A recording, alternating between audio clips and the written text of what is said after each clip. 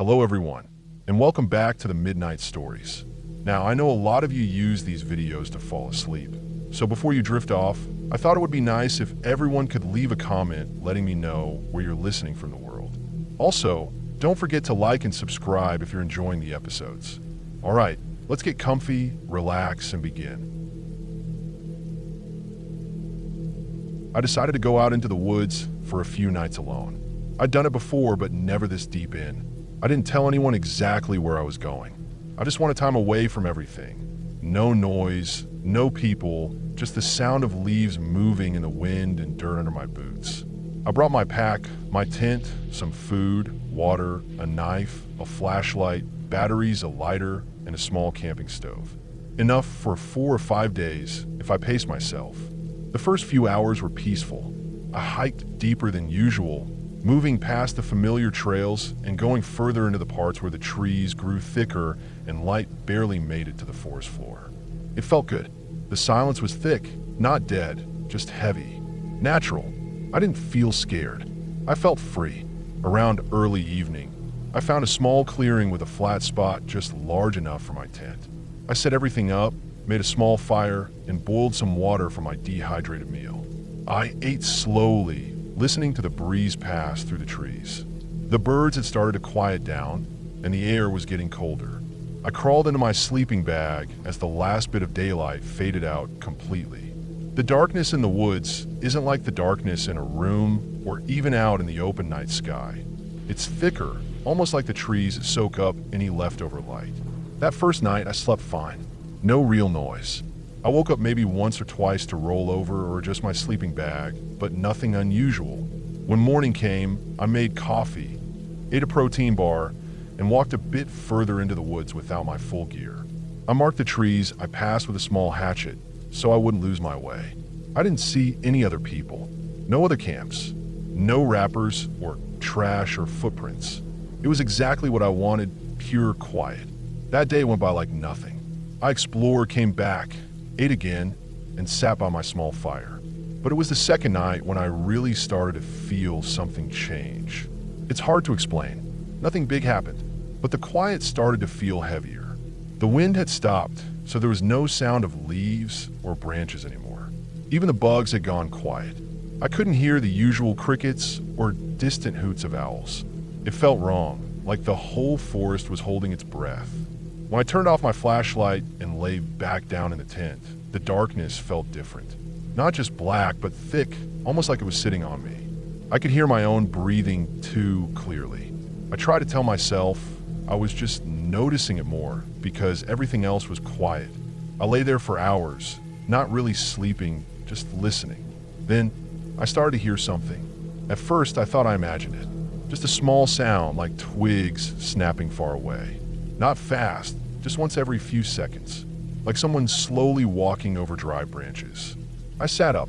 My flashlight was in my hand before I realized I had grabbed it. I unzipped the tent slowly and looked out. Nothing. I shined the light into the trees in every direction. Nothing moved, but the feeling that someone was out there wouldn't go away. I stayed sitting half in, half out of the tent for a long time. The cold night air on my face helped me stay sharp. My heart beat heavy in my chest the whole time. Eventually, I convinced myself it was just some animal. A deer maybe, or a raccoon. So I zipped the tent back up, but I didn't fall asleep. Not that night. I just stared at the ceiling of the tent, listening, waiting. The next morning, everything looked normal again. Blue sky through the trees, birds chirping like nothing happened. I made coffee again, but I fell off. I had that weird feeling in my gut like I was being watched. I tried to ignore it.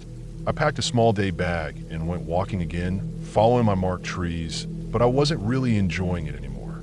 I kept checking over my shoulder. I didn't see anyone or anything, but I couldn't relax. When I got back to camp that afternoon, I noticed something I hadn't seen before. It might have been there earlier, but I swear I would have seen it. Near the edge of the clearing, behind some bushes, there was a large tree with a mark on it. Not one I had made. It looked like a long, shallow cut, almost like a symbol. Not letters, just a weird shape. At first, I thought it might have been made by an animal, but it was too clean, too even. I didn't touch it. I stared at it for a long time, try to remember if I had passed it earlier. I felt that tight feeling in my chest again, like something wasn't right. I went back to my tent, packed a few things, and decided I would hike out the next day. I didn't want to stay another night, but I didn't want to rush out either. It was a few miles back through heavy forest, and I didn't want to get turned around in the dark. That night, I didn't make a fire. I didn't even cook. I just stayed in my tent and ate jerky, keeping the flashlight beside me, ready. I zipped the tent all the way, even covered the small mesh window. I wanted it completely shut. I didn't want to see anything. And still, I couldn't sleep. Around midnight, I heard it again. That slow sound of snapping twigs. This time it was closer. Not close enough to be right outside my tent, but close enough that I could tell it wasn't an animal. Animals moved differently. This was slow, careful, deliberate, like someone trying not to make too much noise. I turned on my flashlight and held it against my chest. I didn't unzip the tent. I just stayed frozen, heart thudding, ears straining.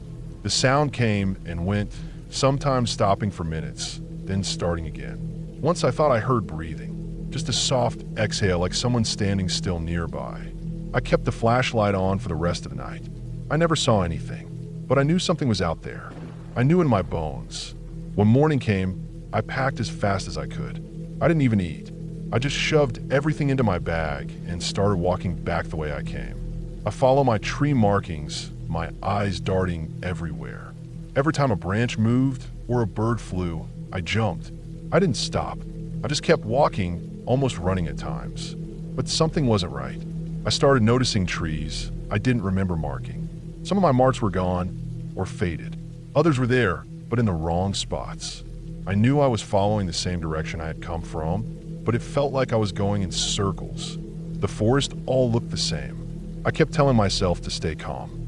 I checked my compass, tried to keep heading north, but nothing looked familiar anymore. That day felt endless. I walked for hours and hours. I didn't stop to rest. My water was running low. My legs were burning. Still, I didn't see the edge of the woods. No signs, no trails, no sounds of cars or people. Just more trees, thicker and darker as the light started to fade again. I realized I wasn't going to make it out before nightfall. That hit me hard. I had been so sure I could get out in a day. I found a flat spot between some trees and set my tent back up. I didn't eat. I didn't drink. I just sat inside, holding my knife and flashlight, waiting. That night was the worst. The sounds came back, but they weren't slow anymore. They were fast, moving through the trees around me, circling, sometimes close, sometimes far. I heard heavy footsteps this time, definitely human, but no voices, just movement, like more than one person was out there, staying just out of reach. I didn't sleep at all. I just sat with my back against the tent wall, holding the flashlight, my hand cramping from gripping it so hard. I kept the light off at first, trying not to draw attention, but I turned it on when I heard something brush against the tent from the outside. Just one quick touch, like a hand. I almost ran out right then, but I knew I'd be running blind. I had no idea which direction was out anymore. So I stayed. I stayed awake all night, barely breathing, until the sky finally started to lighten through the mesh. When morning came, I packed again and started walking. I didn't care which way. I just walked. I followed the sun. I didn't eat. I didn't drink. I just moved.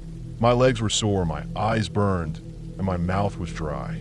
I felt dizzy, but I kept going. By early afternoon, I finally saw something, an old fire pit. It looked cold, like it hadn't been used in a long time, but it meant someone had been there. I kept going that direction, and after another hour, I found a broken signpost and a dirt trail. My legs almost gave out. I followed it until I finally saw a small wooden cabin, an old ranger station, locked up and empty, but a sign next to it showed I was near the park boundary. From there, I followed a gravel road until I made it to a gas station. I didn't tell anyone what happened in detail. I just said I got lost. They called a ranger, who took me back to my car. I didn't report anything. I didn't want to explain it because I didn't really understand it myself. There were no people, no proof. Just the feeling that something or someone was out there with me, watching me, following me, moving through the darkness just far enough away to keep me from seeing them. I never went back to those woods. I never camped alone again. Even now, years later, when I walk through a quiet patch of trees, even just during a hike, I sometimes hear that same sound, slow, careful footsteps on dry branches. And I freeze, because now I know the darkness in the woods isn't empty. It's not your imagination. It's not just animals. Sometimes something is out there, and if you go too deep, you might not come back. Or worse, you might come back but never sleep right again.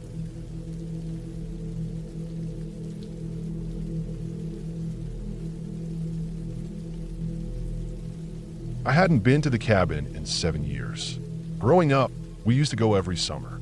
It was tucked deep into the woods, about 3 hours from the nearest town. No cell service, no neighbors, no power lines. Just trees, dirt roads, and quiet. After Dad died, we stopped going.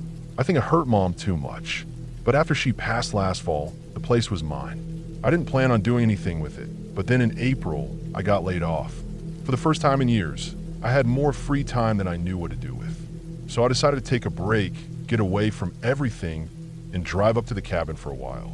The road leading in was worse than I remembered, full of potholes and overgrown brush. I had to stop twice to move branches out of the way. By the time I pulled in, the sun was already behind the trees. The cabin looked the same as it always had, just older. The porch sagged a bit more, the paint on the door had faded, and the gutters were falling off on one side. I stood there for a minute before unlocking the door, just staring at the place. Inside, it smelled like dust and dry wood. I opened a few windows and walked around. The furniture was still covered in sheets. Some mice had gotten into the pantry. I found a few droppings and shredded packaging. The place was cold, but not broken. It felt like it had been asleep, and I had just woken it up. I set my bags down in the bedroom I used to sleep in as a kid. Nothing had changed. Same creaky bed, same dresser, same chipped mirror above the sink. It felt strange being there alone. That first night, I didn't sleep well. It was too quiet. I'm used to city sounds, cars, sirens, people yelling, that constant low hum of life. Out there, it was just wind and trees. I thought I heard something scratching on the roof, but it was probably a squirrel or a raccoon. At least, that's what I told myself. The next morning, I started cleaning. Took off the sheets, dusted the shelves, swept the floors. I found a few of Dad's old tools in the shed out back and spent the afternoon fixing one of the steps on the porch. There was a lot of work to do, but I liked it. It gave me something to focus on, something to do with my hands. That evening, I went for a walk down the trail that led to the lake. The trail was overgrown, but still there. I followed it for a while, kicking rocks and breaking dead branches along the way. When I got to the lake, I just stood there and looked at the water. It was still smooth like glass. No one around. No boats. Just trees reflected on the surface. I sat on the old dock for a bit, then headed back. That night, I heard something again. It was faint, just a soft tapping, like something brushing against the wall. I sat up in bed and listened. It stopped. I waited a few minutes before lying back down. A few hours later, I woke up freezing. The window above my bed was open, and I was sure I had closed it. I got up, shut it, and locked it. I checked the others too. All closed. I chalked it up to wind, even though the air had been dead still when I walked outside earlier. The days started blending together. I chopped wood, patched holes, made food, read books. I was trying to stay off my phone, even though I had to drive about a mile up the road to get signal. I'd go up once a day to check messages. There were never many. A few job listings, some automated bank emails, stuff like that. No one really knew where I was. I liked it that way. One night, I was out on the porch with a flashlight, checking the perimeter. Something had been digging near the shed. The dirt was fresh and turned up like a dog had been pawing at it. I didn't think much of it until I noticed another patch like that near the back of the house. Same thing, shallow but fresh. I figured it was some animal, maybe a fox or coyote. Still, I didn't like how close it was to the cabin. I covered the holes and planned to set up some makeshift fencing the next day. That night, I had trouble sleeping again. I kept hearing noises, light thuds, creaks on the porch, the faint sound of something brushing against the outside wall. I stayed in bed, eyes open, trying to stay calm. The woods play tricks on your ears. I knew that. Still, something felt off. When I woke up the next morning, there were muddy prints on the porch. Not animal prints, boot prints. Someone had walked right up to the front door. They weren't mine. I hadn't worn boots like that since I got there. I followed them down the steps, around the side, and then they just stopped.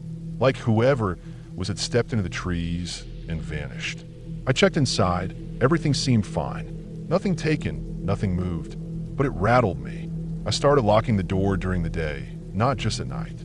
That afternoon, I went into town to buy a trail cam and a padlock for the shed. I tried to stay calm, but my head was spinning. What if it was just a hunter passing through? Maybe they thought the cabin was empty. But I hadn't seen a soul since I got there. No cars on the road, no other cabins nearby. Nothing, just trees and silence. I set up the trail cam that evening, facing the front steps. I locked the shed, brought the axe inside, and double-checked every window. That night, I stayed up in bed, eyes open, heart pounding, listening. Around 2 a.m, I heard the porch creak. Then something brushed against the wall again. I stayed still, barely breathing. After a few minutes, the sound stopped. I didn't get out of bed. I just stared at the ceiling, wide awake until the sun came up. The next morning, I checked the trail cam. There were 12 photos, all blank, just a porch. No movement, no figure, no animals. But the boot prints were back. This time they circled the house. I walked around slowly, every hair on my body standing up. Whoever it was, they had come right up to the windows, stopped at the back door, then vanished again. I wanted to leave, but I kept telling myself I was being paranoid. I was tired, isolated, stressed. Maybe I was misreading the prints. Maybe the camera had glitched. I even told myself maybe I had walked around in boots without remembering it. I was trying hard to explain it away, to hold on to logic. That day, I didn't work on anything. I stayed inside, just pacing around. Every little sound made me jump.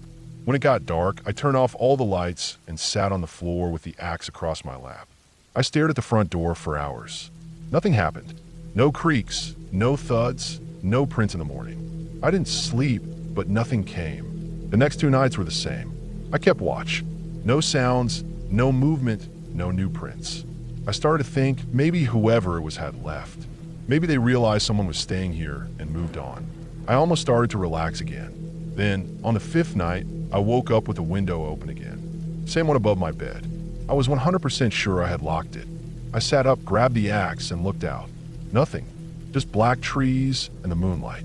I checked the rest of the cabin. No signs of forced entry. No broken glass.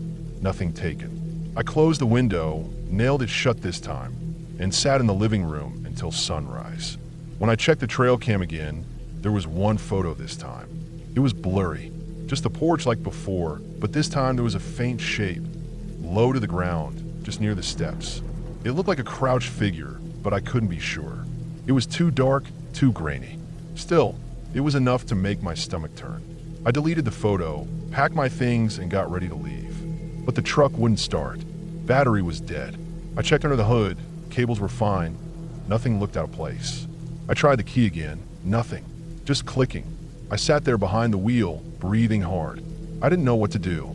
It was a 3-mile walk to the road and another 4 to the nearest house I remembered seeing. I had no cell signal. I was stuck. That night, I didn't sleep. I sat in the corner of the room, all the lights off, axe in hand, barely blinking. Around 3 a.m, I heard footsteps on the porch. Not just creaks, actual footsteps. Slow, steady. They stopped at the door. I held my breath. Then, silence. I sat there until dawn. When the sun came up, I went outside. There was a single boot print in front of the door.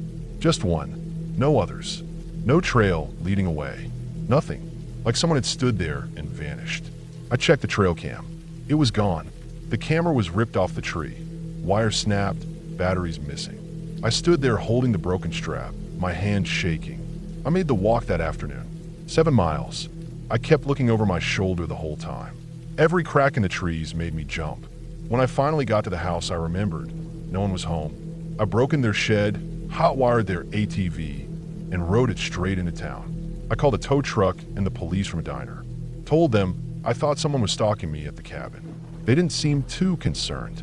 Said it was probably some drifter or hunter, maybe a prank. I gave them the address, but they didn't even send anyone until the next day. The tow truck brought my truck into town. Battery had been completely drained. No explanation. I replaced it and left town that same day. I haven't gone back since. Last week, I got a letter in the mail. No return address. just a single photograph inside.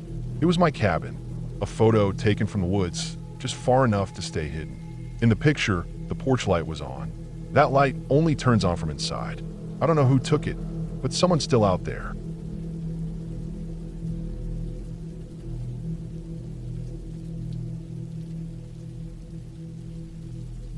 I don't know what made me want to go up there alone. Maybe it was the stress. Maybe it was boredom. Maybe it was just one of those things that sound good in your head until you actually do them. But I drove out anyway, 4 hours from the city, winding through the back roads, passing through tiny towns with gas stations and boarded-up diners, until I reached the old forest road that led to the cabin. It wasn't even mine. It was my uncle's place. He hadn't used it in a long time, and when I asked if I could stay there for a few days, he said sure, just bring food and don't mess with the wiring. Something about the fuse box acting weird. I told him I wouldn't touch anything. I just needed some quiet. When I got there, it was already late afternoon. The sun was dropping behind the trees, making long shadows stretch across the gravel driveway. The place looked worn down, but not totally abandoned. The front steps creaked under my boots, and when I opened the door, it smelled like dust and old wood, like something that hadn't been aired out in months. Still, it was better than the city. No cars, no people, just quiet and trees. I brought in my bags, set up my stuff, and made a quick dinner. Just pasta and canned sauce. Nothing fancy. The kitchen worked fine. The stove was old but reliable. I had brought a small portable speaker and played some low music while I ate. It helped make the place feel less empty. That first night was okay. I sat out on the small porch for a while, wrapped in a jacket, listening to the wind move through the trees. It was colder than I expected, and I could see my breath when I exhaled.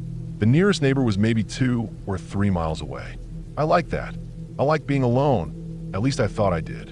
Inside, the silence got heavier. I could hear the wood creaking in the walls and the roof. Just settling, I told myself. I locked the door, checked the windows, then climbed into the bed with a flashlight and a paperback. I read until I fell asleep, sometime past midnight.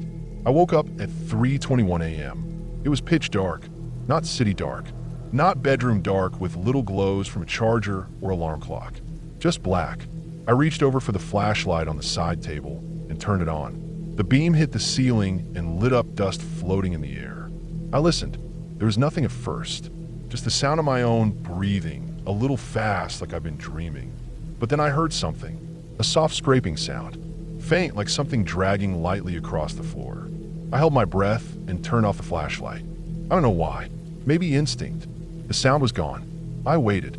Then I heard it again, closer this time. Same soft scraping, like something brushing over the old wood floor outside the bedroom. I stayed still. I didn't move a muscle. It was like my body went stiff without me telling it to. The sound stopped after a few seconds. Then silence again. I laid there for a long time. I don't know how long. Eventually, I turned the flashlight back on and crept to the bedroom door. It was closed. I opened it slowly. Nothing. Just a hallway. I checked the kitchen, the living room. Everything was the way I left it. The front door was locked. Windows too. I didn't sleep again that night. Next morning, I convinced myself it had just been a dream. The cabin was old, probably rodents or maybe a branch scraping the siding in the wind. I made coffee and tried to shake it off. I went for a short walk through the woods. The trails were overgrown, but still walkable. It helped a little. That afternoon, I sat outside again. I had a notebook and started writing. Just random thoughts. I didn't have a signal, no Wi-Fi, so I figured I'd unplug completely. I even left my phone inside. The air was cold but fresh, and I sat on the porch for maybe 2 hours. When I went back in, I noticed something weird. One of the kitchen chairs had moved. I knew I hadn't touched it. It was pulled out from the table, like someone had sat down and pushed it back halfway. I stared at it for a few seconds, tried to remember if I could have done it without realizing, but no, I hadn't eaten lunch. I hadn't been in the kitchen since breakfast. I pushed it back under the table and checked the door. Still locked. Windows too. That night, I kept the kitchen knife next to the bed, just in case. I laughed at myself a little, feeling like an idiot, but it made me feel better.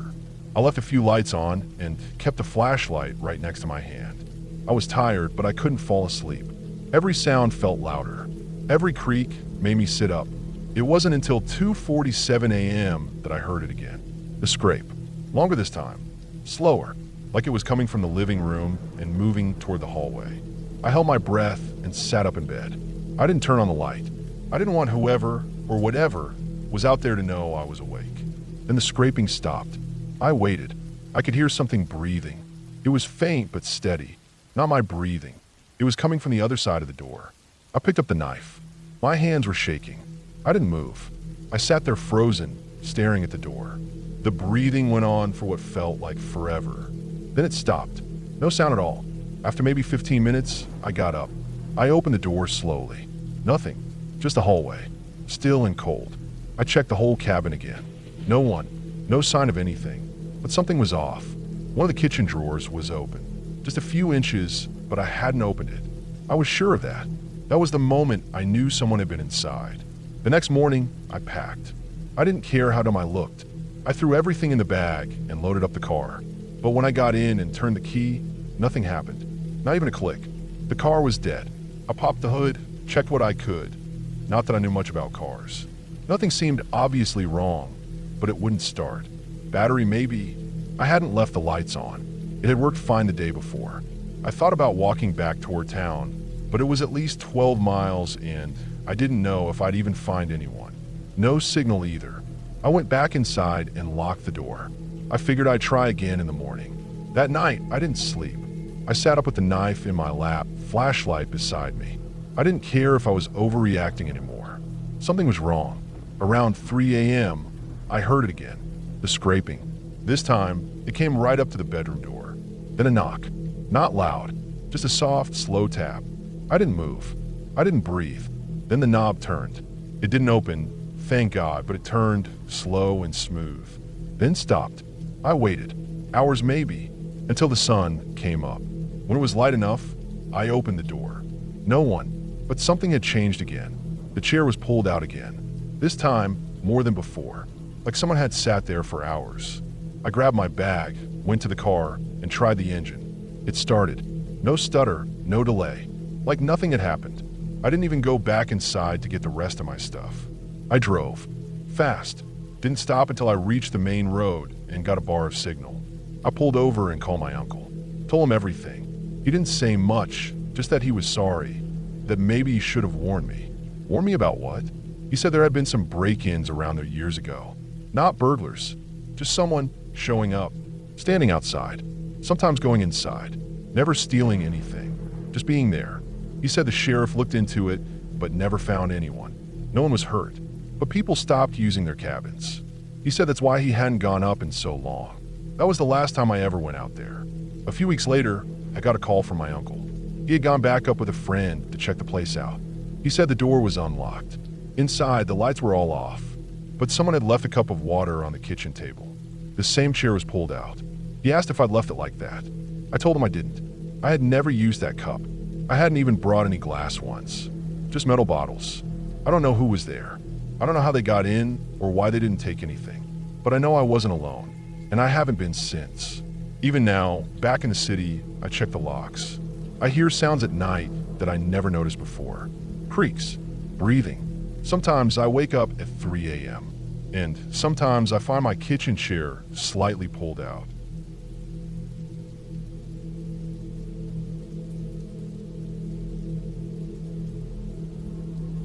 I've always liked being alone in the woods. There's something about walking through trees, away from traffic and lights, that clears my head better than anything else. It's quiet, simple. I've been doing it for years, usually short weekend trips, just me, my pack, and a tent. I always checked trail maps, packed light, but smart, and made sure to leave my route with a friend. I wasn't careless. I just liked the silence. Last fall, I decided to try a new stretch of forest I'd never been to before. Public land up north, dense, barely used trails, supposedly good for those looking to disconnect. I drove up early Friday morning, parked at a small gravel lot, and started hiking in before noon. The air smelled of pine and dry leaves. The sky was clear. I felt good. The trail was marked, but not well. Just small wooden signs every half mile or so. I didn't care. I had a compass and a printed topographic map. I planned to go about 6 or 7 miles in, make camp near a small stream I'd marked, and just stay there for 2 nights. The first few hours went smooth. Barely saw another person. Passed an older man with a walking stick going the opposite way. He just nodded at me and kept going. That was the only person I saw all day. Around 4, I found the spot I'd picked out. Stream wasn't much, more like a trickle between rocks, but it would do. I set up my tent under a stand of tall fir trees and gathered some firewood. I had no cell signal, which I expected. No noise except the wind in the trees. I cooked dinner, dehydrated beef stew, and sat by the fire as the light faded. It was one of those deep, dark nights. No moon. Stars were bright through the branches. I sat by the fire for an hour or 2, then climbed into the tent and fell asleep. I woke up once in the middle of the night. Heard something. Not loud, just a snap, like a branch breaking. But it wasn't close. Could have been anything. A raccoon, a deer. I laid there listening for a minute. Nothing else came. I drifted off again. Next morning was normal. Cold. My breath fogged the air. I boiled water, made coffee, and ate a protein bar. I decided to explore a bit, take a loop trail that started a mile east of camp, and circled back through the woods. Left my tent up, packed a day bag with water, snacks, and a first aid kit. Walked east for a while and found the fork of the trail. That's when I noticed the marks. Just past the fork on the left side of the trail, a few trees had what looked like knife cuts in the bark. Not natural scrapes from deer. Clean, straight lines like someone had used a blade. I stopped and stared at them. One had 5 cuts running down vertically, all even and deep. Another had a small symbol carved in, maybe a triangle or a pyramid. I took a picture with my old point-and-shoot camera I carried for the trip. Figured it might be nothing. Kids or something. Still, it felt strange. There was no campground nearby, no road within several miles. Who would be carving things out here? I kept walking. Did about 5 miles before circling back toward camp. Past no one. Not even a squirrel. Just birds, wind, and the crunch of my boots on dead leaves. When I got back to camp, I noticed something off. My tent flap was open. I always zipped it shut. Always. Even if I'm just walking to the stream. My pack was still inside, nothing missing, but the zipper was halfway down like someone had peeked in. I looked around. No footprints. Ground was covered in old needles and leaves. Hard to tell if anyone had been there. I felt a tightness in my chest. Could have been the wind. Maybe I didn't zip it properly. Still, I checked everything. No animals got in. Food bag was untouched. Stove and utensils were where I left them. I told myself it was fine. Still, I kept my knife in my jacket pocket for the rest of the day. I didn't go far, just stayed close to camp, gathered more wood, kept the fire going. As the sun set, I felt uneasy. It wasn't like me. I've spent nights in worse places, but something about that open flap bugged me. When it got dark, I lit the fire again and sat close to it. Every time a twig snapped in the distance, my head jerked. I kept looking into the woods, but saw nothing. Just shadows. At some point, I got too tired to stay up and crawled into the tent. I kept the knife next to me, slept in my clothes. That night, I woke up around 2 a.m. It was the sound again, a soft rustle, not wind, something else. I held still, listening. It came from the direction of the stream, like someone stepping slowly through leaves. I unzipped the tent a couple inches and peeked out. Couldn't see anything. The fire had burned down to ash. I waited, holding my breath. Heard the sound again. Closer now. Not fast. Careful steps. I stayed like that for 15, 20 minutes, knife in hand, heart pounding. Eventually, the sounds faded. I never saw anyone. Never saw anything. I waited another hour, staring out, eyes burning. Then I finally laid back down, still dressed, but didn't sleep. Not really. In the morning, I packed up fast. Didn't cook, didn't eat. Just stuffed everything into my pack and got out. I kept checking behind me as I walked, scanning the trees. I took the same trail back toward the lot, hiking fast. About halfway there, I found more carvings. A different set of trees deeper in. This time, they weren't random. It was a line of them, 6 trees in a row, all marked with slashes at head height. Same spacing, same depth. It felt deliberate. I took more pictures. I started walking even faster. I just wanted to be back in my car. I'd never been scared like this before. I wasn't imagining it. Something wasn't right. When I finally got back to the parking area, I saw something that froze me. Another car was parked next to mine. It was old, beat-up gray sedan. No plates. Dirt caked over the windows. Looked like it hadn't moved in years, but I knew it wasn't there when I arrived. The dust wasn't that thick, and it was still warm to the touch. I didn't stop to figure it out. I unlocked my car, threw my pack in the back, and left. Didn't look back. Didn't eat until I was over an hour down the highway. When I got home, I looked over the photos I took, especially the ones of the carvings. I zoomed in, checked them one by one. That triangle I saw earlier, it wasn't just a triangle. It had an eye inside it. Rough, crude, but there. The others were just slashes, but consistent. Too consistent to be random. That night, I couldn't sleep. Every time I closed my eyes, I kept seeing the trees, the shadows, that moment where I heard someone walking but never saw them. I didn't tell anyone right away. I thought maybe I was just being paranoid. Maybe someone else was out there, some weird camper or survivalist. Maybe it was just coincidence. A few weeks later, decided to check online just to see if anyone else had seen the same carvings. I found a few mentions, not many. A post on a forum from years ago talked about the same woods. A guy said he found watcher marks carved in trees. Another one mentioned hearing footsteps outside his tent. One of them ended the thread by saying they would never go back to that part of the forest again. No follow-ups, no replies. What really made my skin crawl was a small article I stumbled on from a local paper written about 5 years ago. A hiker was found dead in the same area. Cause of death never determined. No visible wounds. His gear was all there, but he was found lying face down just 100 yards from where I'd camped. They said there were strange symbols carved into a tree near him. Police called it likely unrelated. That was enough for me. I never went back. I still hike, still camp, but not there, not near that forest. I kept the pictures for a while. Then I deleted them. Didn't want them on my computer. Didn't want to think about it. Even now, months later, I sometimes wake up in the middle of the night thinking I hear those same slow footsteps in the leaves. Just soft, just outside the window, but there's never anything there. I get up, look outside. Just dark trees and silence. I tell myself it was just some strange person in the woods. Maybe a hermit. Maybe some twisted loner marking trees for reasons I'll never understand. But deep down, I know I wasn't alone out there. I know someone was watching. Maybe from the first day. Maybe longer. And I know one thing for sure.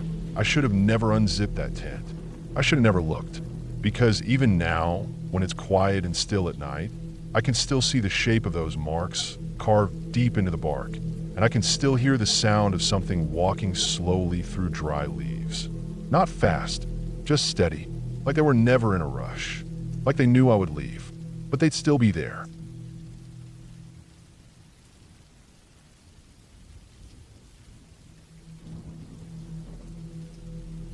We set up camp off a narrow forest road that split from a gravel trail in the mountains.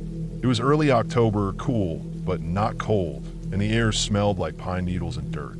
The forest around us was thick and uneven, mostly tall evergreens with patches of dry underbrush. We picked this spot because it was remote. No traffic, no people, just the quiet hum of wind in the trees. The trail wasn't well used. Maybe a few hunters or backpackers passed through during the season. We didn't see a single person while hiking in. We cleared a flat patch under some trees and pitched 2 tents. I shared one with my friend Mark, while the others, Eli and Sean, took the second. We built a fire, cooked dinner, and by nightfall, the temperature dropped hard. I remember how clear the stars were. We sat around the fire for a couple hours, just talking and listening to the woods. Every so often, you'd hear a rustle, maybe a branch snapping deep in the dark. Normal forest sounds. Nothing felt off. We went to sleep around 10. The fire had burned down to embers. Our tents were zipped, our gear packed, and everything felt like a normal night out in the wild. I fell asleep fast. Then came the barking. It started around midnight. I was still asleep when it began, but it must have woken me up not long after. It wasn't loud, not at first. Just a steady, medium-pitched bark. Not aggressive. No growling, no whining. Just a single bark every few seconds. Same tone, same rhythm. At first, I thought it was someone's dog from a cabin down the mountain. But it didn't stop. 10 minutes went by, then 20. Still the same bark, like it was stuck in a loop. Mark stirred in his sleeping bag, but didn't say anything. I just laid there listening. What made it strange was the distance. The bark didn't fade in or out. It didn't get closer or further. It stayed the same, like it was just out of reach, maybe 100 feet away on the edge of the trees. I tried to figure out what kind of dog it was from the sound. Didn't seem like a small one, more like a lab or a shepherd. Not deep, not yappy, just steady. I kept checking my watch. 1 a.m., then 2 a.m., still barking. I thought about getting up, but I didn't want to deal with it. I figured the dog would get tired, wander off, or find its owner. But it never changed. Same bark, same spot. By 4 a.m., I hadn't slept at all. I finally unzipped the tent just enough to look out. The fire was out, and everything was pitch dark except the stars and the dim shape of the trail we'd coming on. The barking seemed to come from that direction. Still steady, still too far to see anything. No rustling, no footsteps, just bark after bark after bark. I didn't see any eyes reflecting light. No shadow moving around, just darkness. Eventually, I laid back down. My head pounded. I must have drifted off a little, but I remember hearing it still going past 5. Then, at some point before dawn, it stopped. No fade out, no final bark, just silence. I woke up to sunlight cutting through the trees. Mark was already up. I could hear the others unzipping their tent.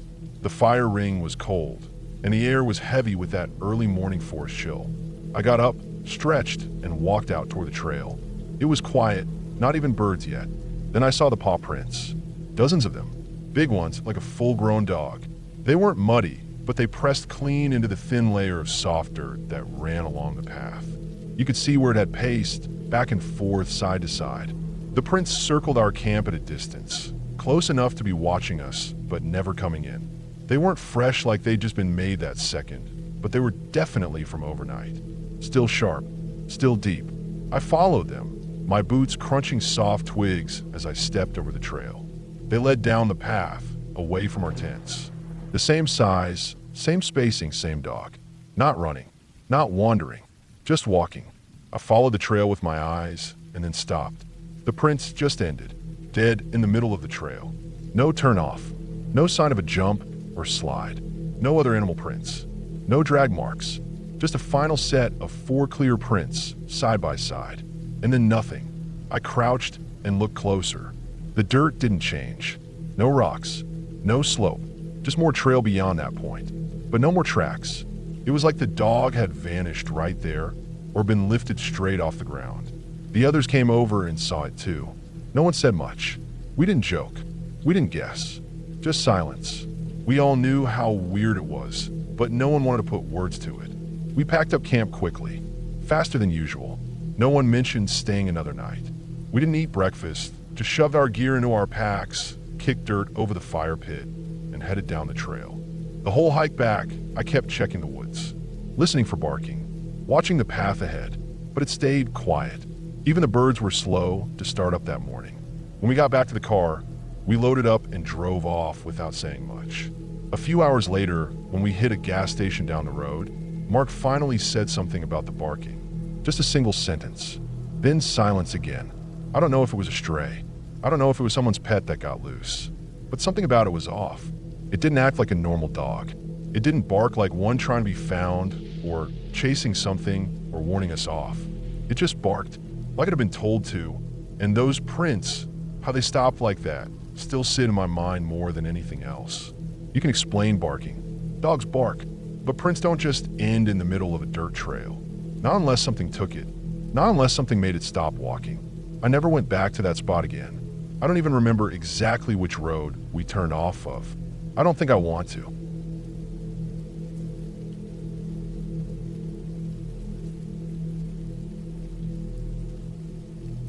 I was deep in the woods of northern Idaho with 3 friends. We'd picked a quiet, isolated spot near a river that cut through the forest. The place was perfect. No other campsites nearby. No cell service, just thick trees, a cold river, and silence. We hiked in about 6 miles from the trailhead, past broken logs and thick pine cover, until we found a little clearing with flat ground for the tents and a short path down to the water. That's where we set up camp for a 3-night trip. The first day was uneventful. We set up the tents, built a fire pit from rocks, and boiled some water from the river with our filters. We hiked up the ridge a little to get a view of the land and saw nothing but more forest stretching out in every direction. I felt safe out there, away from everything. That's part of the reason I like camping. There's no noise, no people, just air and dirt and your own sense of time. That evening, we cooked some freeze-dried meals and sat around the fire until the mosquitoes started getting worse. Around 10, we zipped up in our tents and listened to the night sounds. Frogs, a few owls, the wind in the trees. Nothing unusual. The next day was hot. Not sweltering, but hot enough that I wanted to wash off the sweat and grime from the hike and campfire smoke. So I grabbed a towel, some biodegradable soap, and headed down to the river alone. The others were filtering water and cleaning up from breakfast. The trail down to the riverbank was steep but short, maybe a minute's walk. It flattened out near a wide bend where the water pooled a little. The current was calm there, so it made for a good bathing spot. I set my towel on a big, flat rock and stepped into the water. It was cold enough to sting at first, but after a few seconds, my body adjusted. I waded in until it reached my chest and dunked myself under. I stood there for a bit, scrubbing dirt from my skin, when I noticed something on the opposite side of the river. On the far bank, just beyond the waterline, was a pile of rocks. Not random ones, stacked deliberately. 5 or 6 smooth river stones, balanced one on top of the other. It wasn't huge, maybe 2 feet tall, but it looked out of place. Too neat. I thought maybe another group had camped here before us and left it. I swam across, just a quick stroke across the shallow bend, and stood in front of the stack. It looked fresh. The rocks were clean, with wet spots underneath where they'd been pulled from the river. Something about it bothered me. It wasn't just a cairn for marking a trail. It was too far from any known path. There were no footprints nearby, just a pile, sitting there like a decoration with no purpose. It felt wrong, so I knocked it over. I didn't think twice, just reached out and pushed the top rock off. It tumbled into the grass. The rest followed, clinking against each other as they rolled. I waded back to my side, dried off, and returned to camp. I didn't even mention it. That night, we made dinner, played cards, and settled into our tents a little earlier than before. Around 1 in the morning, I woke up, not to a noise, just that strange sense that something isn't quite right. My tent was zipped, the air was still, but my skin felt cold. I lay there for a while, eyes open, waiting. I didn't hear anything at first. Then I heard crunching, very faint, like someone stepping on dry leaves, slow, careful steps. Not close, but not far either. It stopped and started, then silence again. I stayed in my sleeping bag, barely breathing. The sounds didn't return. Eventually, I fell back asleep. In the morning, I got up and unzipped my tent. The air was damp, full of pine and cold river water. I stretched and turned toward the fire ring, and that's when I saw them. There were piles of rocks, stacked just like the one I had knocked over, outside each tent. One right by mine, another outside Ryan's, another near Jeremy and Sam's shared tent. Each was almost identical, maybe 5 or 6 stones, wet and smooth, placed carefully one on top of the other. None of US had built them. I just stood there, staring. The others started to unzip and crawl out. Ryan was the first to see his. He looked at me, then the pile, then back at me again. We all stood around the camp for a while, not saying much, just looking at the piles. We didn't laugh or make jokes. I think we all felt the same thing, that something was off. These weren't here when we went to bed. Someone had walked into our campsite while we were sleeping and placed them, quietly, carefully, right outside our tents. No one mentioned the one I knocked over at the river. I didn't say anything either. Maybe because I wasn't ready to connect the two events. Maybe because I already had. We didn't pack up and leave right away. We stayed one more night, though none of us really wanted to. We didn't go far from camp that day. We filtered water in pairs, stayed within sight of each other, and kept a fire going all afternoon. We didn't say it out loud, but we were nervous. We triple-checked our tent zippers that night and kept our flashlights within arm's reach. Sleep didn't come easy. Every crack of a branch made me flinch. I kept thinking about the sound of footsteps the night before. about how someone had moved through our camp without making enough noise to wake us up. How close they must have been to each of us. I don't know if I slept at all. Really. I kept my hand on my flashlight most of the night, staring up at the ceiling of the tent, waiting, listening. Morning finally came. I unzipped the tent and stepped out slowly. This time, there weren't rock piles by the tents, but there were more in the woods. I noticed them just beyond the tree line, maybe 20 or 30 feet out. Not just one or two dozens, scattered among the trees, placed in lines or circles. All of them freshly stacked. They hadn't been there yesterday. That was clear. We would have seen them. Someone had placed them there in the middle of the night. That was it for us. We packed up as fast as we could. No breakfast, no coffee, no talking. Just stuffing gear into packs and kicking dirt over the fire pit. We didn't even stop to take a last look at the site. We got on the trail and didn't stop hiking for hours. 6 miles back out, through dense forest that suddenly felt like it was watching us. Every sound felt sharper, every shadow longer. I kept thinking I'd look behind me and see someone standing in the trees. I didn't, but the feeling didn't leave until we made it back to the car. We never talked about it after that. I never told them I had knocked over that first rock pile by the river. I still don't know why I did it. Just something about it seemed strange. I didn't think it mattered. I thought it was just a stack of rocks. But someone had made it, and someone came back to let us know they noticed. I haven't been camping since.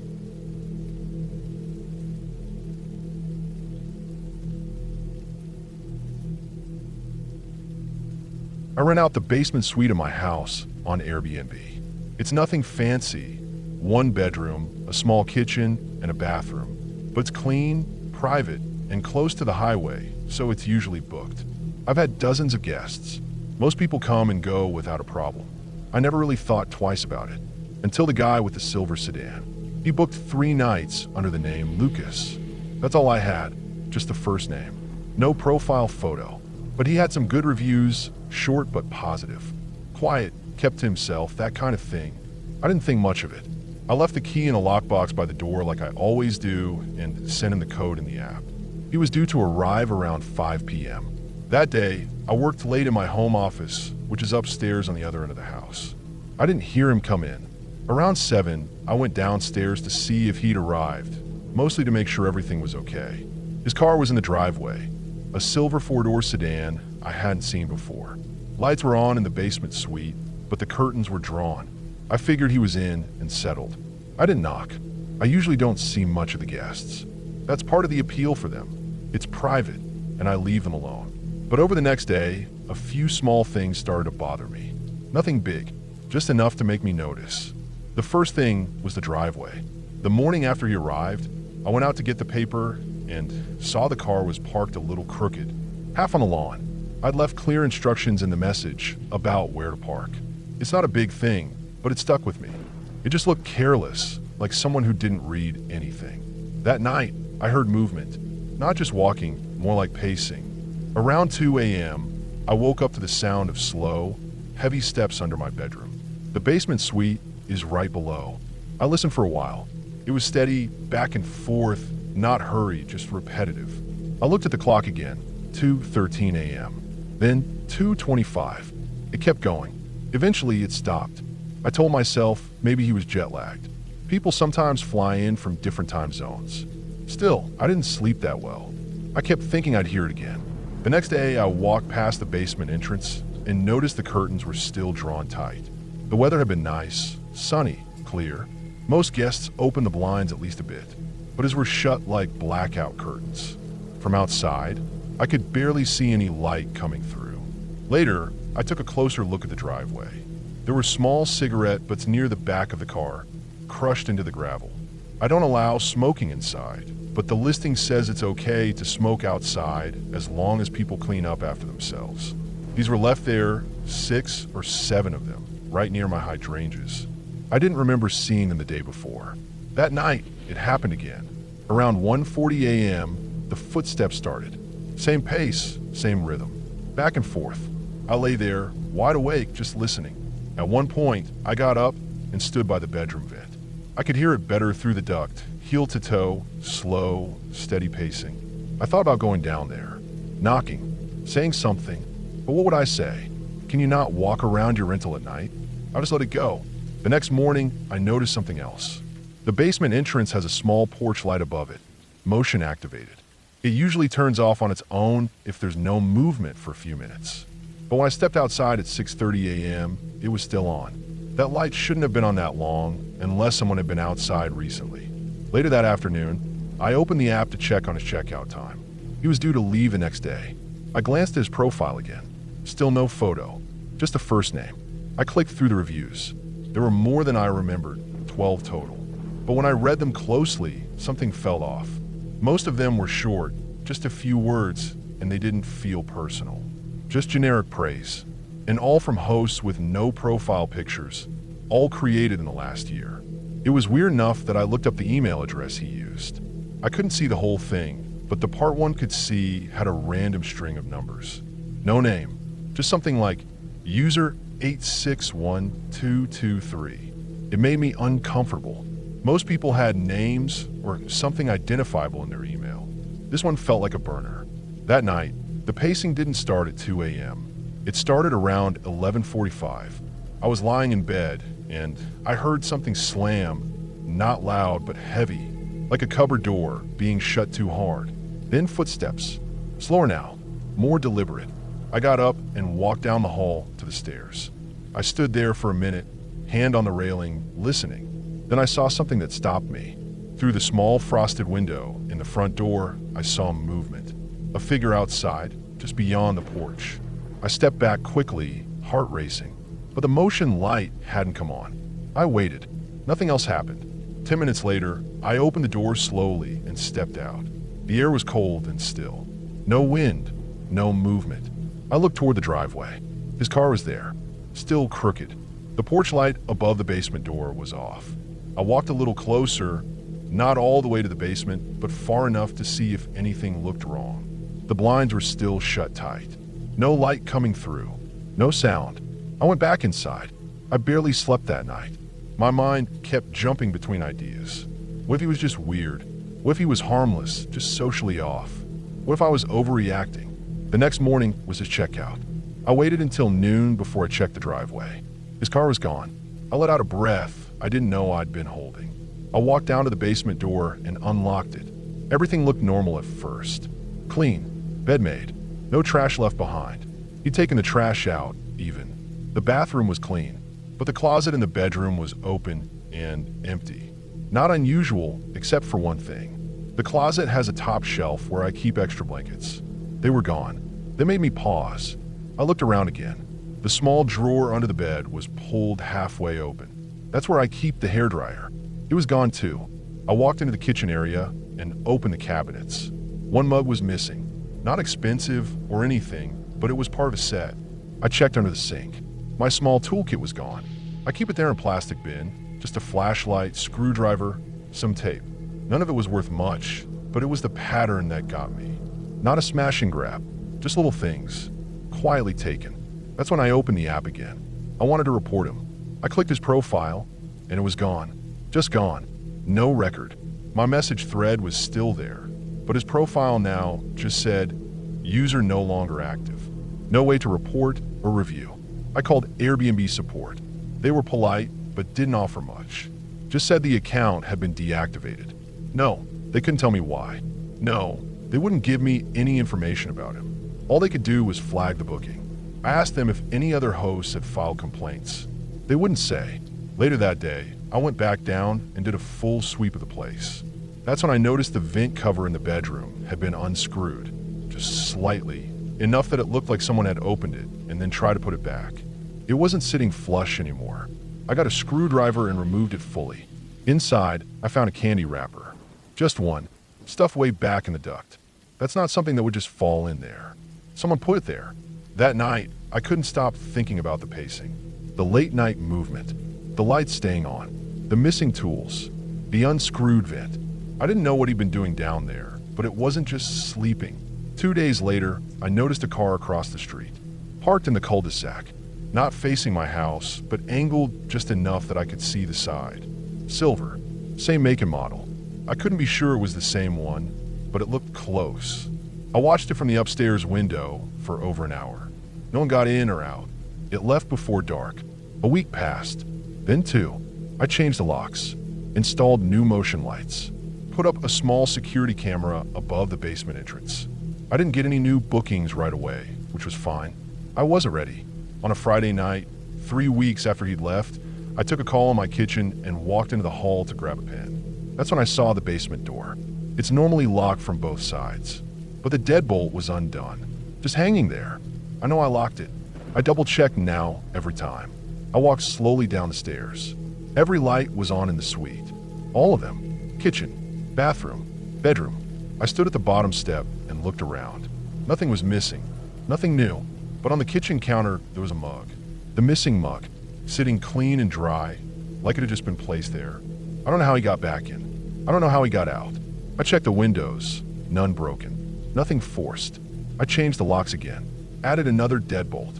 I listed the basement for long-term rental only with background checks. I haven't rented it out since. Sometimes I still see that car. Not often, just once in a while.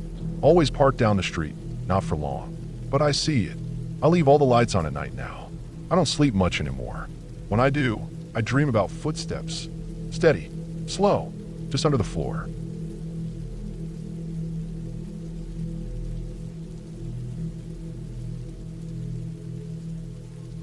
I had never been to Africa before that trip. My cousin worked with a conservation group in Botswana, and he had invited me to visit. I had just quit my job and needed a break from the noise and pressure of everything back home. So I figured a couple weeks out in the wild might help clear my head. It sounded adventurous, something different. I didn't overthink it. We stayed near the edge of a large reserve, close to the bush, but not fully in it. There was a small fenced compound with 4 huts, a kitchen structure, and a shed for gear. The fence wasn't very strong. It was mostly just a thin wire running around the edge, meant to discourage animals more than stop them. My cousin said lions usually avoided the area because of the noise and human scent, and that made me feel somewhat okay about it. But still, being surrounded by wilderness was something I wasn't used to. At night it got very dark. No streetlights, no city hum, just crickets and the occasional distant bark or call of some animal I couldn't recognize. The first couple of nights went by without anything unusual. During the day, we drove out into the reserve to take photographs and check tracking collars on elephants and zebras. It was hot, dusty, and beautiful. At night, we cooked simple meals, sat under the stars, and then went to bed early. The hut I stayed in had a solid wooden door, a narrow bed, a small desk, and a battery-powered lantern. There were gaps at the top of the walls where the wood slats didn't quite meet the roof, and I could sometimes hear the wind or insects slipping through. The nights were loud with nature, but after a while it all blurred into background noise. It was the 4th night when I noticed something different. I had gotten up to pee around 2 a.m. The toilet was in a separate outhouse about 20 feet from the huts. I grabbed my flashlight and stepped outside. It was colder than I expected, the kind of dry, brittle cold that made the hairs on my arms stand up. The sky was huge and full of stars. I walked slowly to the outhouse, trying not to trip on the uneven dirt path. Halfway there, I heard something. A heavy, low sound. Not like the yapping of jackals or the chirping of frogs. This was deep. I stopped and turned off my flashlight. My eyes adjusted quickly. There was no movement, no more sound, just the rustling of leaves and the distant pulse of night insects. I figured it might have been my imagination, or maybe a large animal far away. After a minute, I turned the flashlight back on and finished what I came out for. As I walked back, I turned the light to the left, toward the fence line. There, near the far end of the compound, I saw 2 small dots reflected back. Eyes. Very low to the ground, unmoving. My throat tightened. The eyes blinked once, slowly, then disappeared into the dark. I didn't breathe for a few seconds. I stood frozen. I was maybe 30 feet from a door to my hut, but I didn't want to run. I remembered someone saying sudden movement could trigger a chase response in wild animals. I forced myself to walk, one slow step at a time. Try not to shine the light around too much, try not to make a sound. I got to the door and slipped inside, locking it behind me. I barely slept that night. Every sound made my skin crawl. I stared at the cracks in the wall where the light from outside barely crept in. My breathing was shallow, My heart wouldn't slow down. But nothing happened.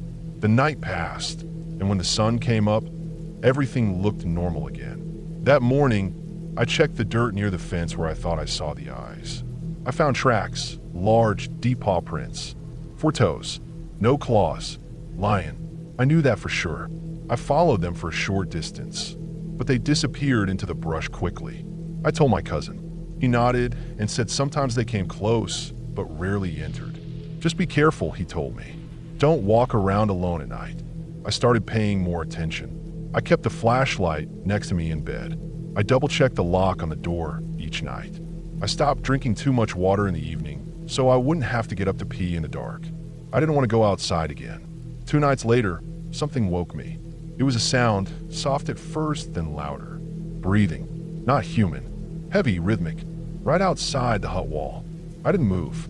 I could feel every inch of my body tense up. The breathing grew louder, closer. I heard the crunch of dry grass underweight. Then something brushed against the outside wall.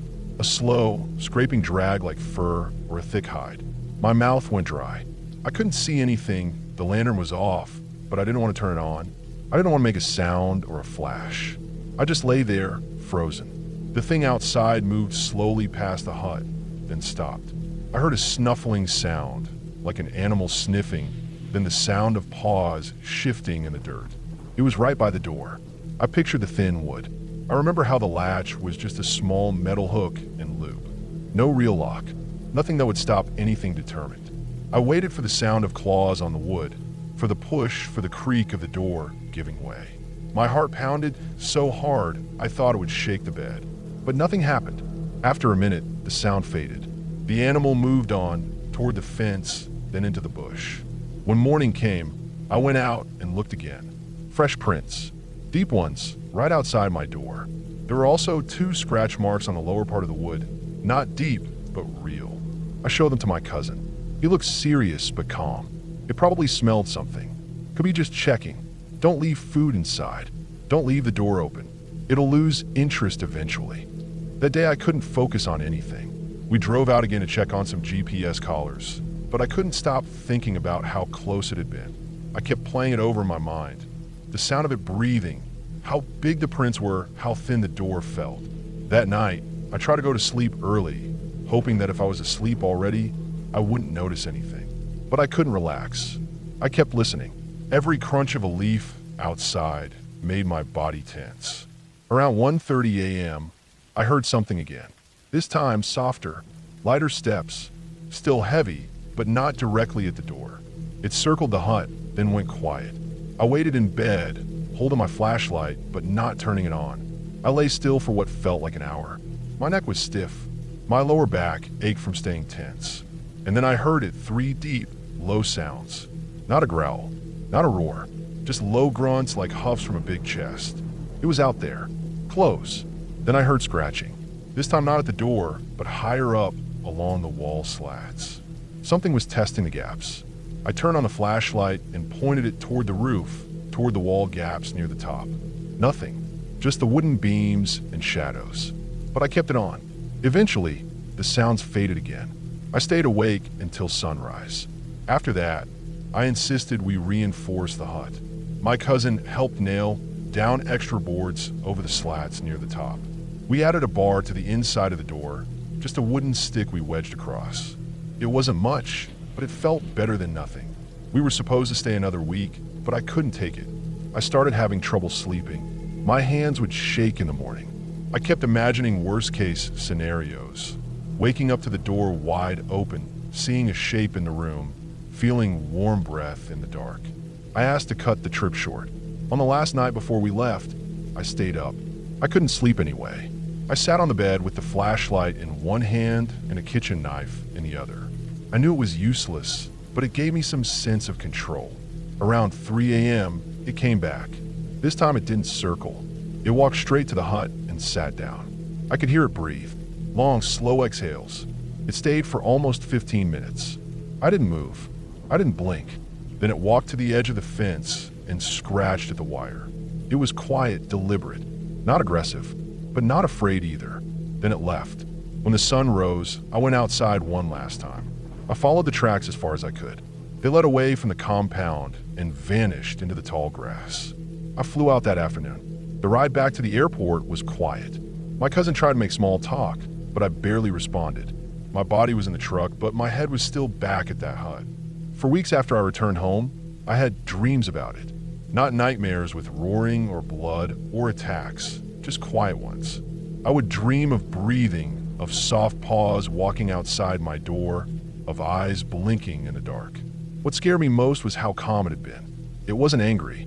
It wasn't hunting. It was just there, watching, waiting, testing. It knew I was inside. It knew I was afraid, but it wasn't in a hurry. It had time, and I didn't.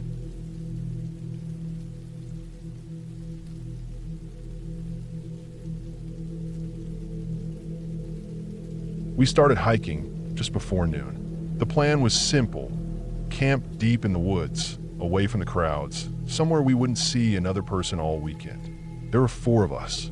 I'd been out with 2 of them before, Nate and Brian, but the 4th, Colin, was a friend of Nate's. Quiet guy, didn't say much the whole drive out. He had a big pack and good gear though, so I figured he knew what he was doing. The trail wasn't on any maps, just a narrow, overgrown path we'd found on satellite images. It cut through a stretch of state forest that didn't seem to get much traffic.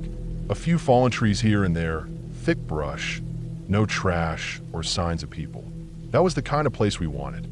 Maybe 4 hours in, we passed this tree that had a blinking trail cam strapped to it. The red light was flashing steady.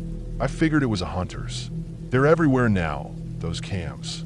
People put them up for game or to catch trespassers. I didn't say anything, and no one else seemed to care either. We just kept walking. We made camp near a shallow creek, not too far from where we saw the camera. Enough distance that we felt alone. The ground was soft from the moss and the pine needles, and the creek gave us clean water. The only sounds were wind and bugs. No motor noise, no planes, no voices. That's how you know you're far out. We got the tent up, gathered firewood, boiled water. Typical stuff. Nate made some freeze-dried pasta while Brian and I gathered more sticks. It started to get dark fast, as it does under thick trees.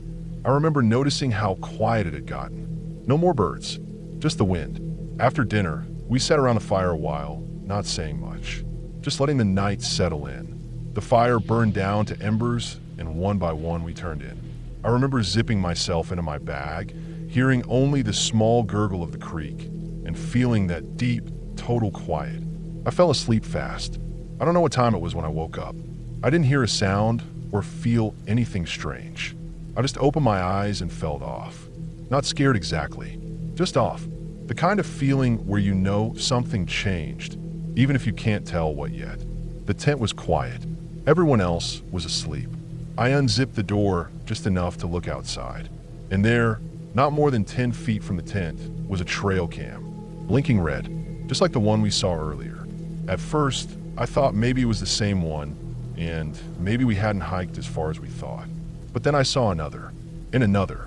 I stepped out and looked around. My stomach dropped. They were everywhere. Every tree within maybe 30 or 40 feet had one strapped to it.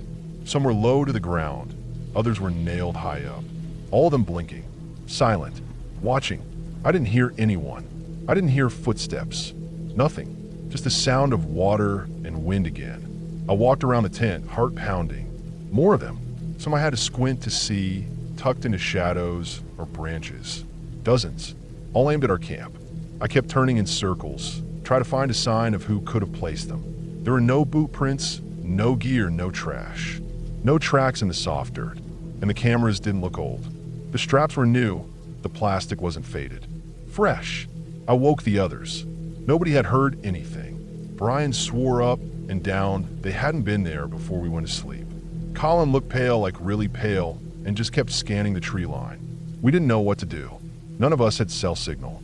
No GPS either. We brought maps and compasses because we wanted it old school. It sounded like a great idea when we were in the car. We packed fast. No one said it, but we all felt the same thing. Get out now. We left the tent. It was just too much to deal with. We grabbed our packs, left the food behind, and started back the way we came. I had my headlamp on, but I didn't turn it too high. Something about shining a light made me feel more seen. We didn't talk. Just moved. Maybe a mile in, Colin stopped and pointed up. Another camera, high in a tree, pointing straight down at the trail. Then another, farther ahead, blinking. We hadn't seen these on the way in. They weren't just around our camp. They were on the trail now. Every few hundred feet. Always blinking. Always silent. We picked up the pace. My shirt was soaked with sweat, even though it was cold out. I kept turning around, expecting to see someone behind us. But there was never anyone. Just that feeling. The skin on the back of your neck feeling. Like something was behind the trees, just not moving. The farther we walked, the more cameras we saw. Some have been hidden better than others. In bushes, under rocks, nailed deep into trunks. Someone had gone to a lot of trouble, and not one of us had seen a single person. By the time we got back to the spot where we first saw the camera, it was light enough that we didn't need headlamps. The red light on the tree was still blinking. We didn't stop. We just kept going, pushed all the way back to the car without saying a word. When we got to the lot, we found one more. It was on the driver's side mirror of Nate's truck, tied with a zip tie. A tiny one, black plastic, blinking red. That was when we really lost it. We pulled it off, threw it in the woods, and drove. Back in town, we talked about it. We searched online, tried to figure out what it could have been. Maybe a weird hunting setup? Some kind of research project? But why surround a tent in the middle of the night? They wanted to go back and check again. Brian and I didn't. Colin never answered texts after that weekend. Just ghosted the whole group. It's been months now. I don't go deep into the woods anymore. I still hike, but I stay close to trails. I don't bushwhack, and I don't go off map.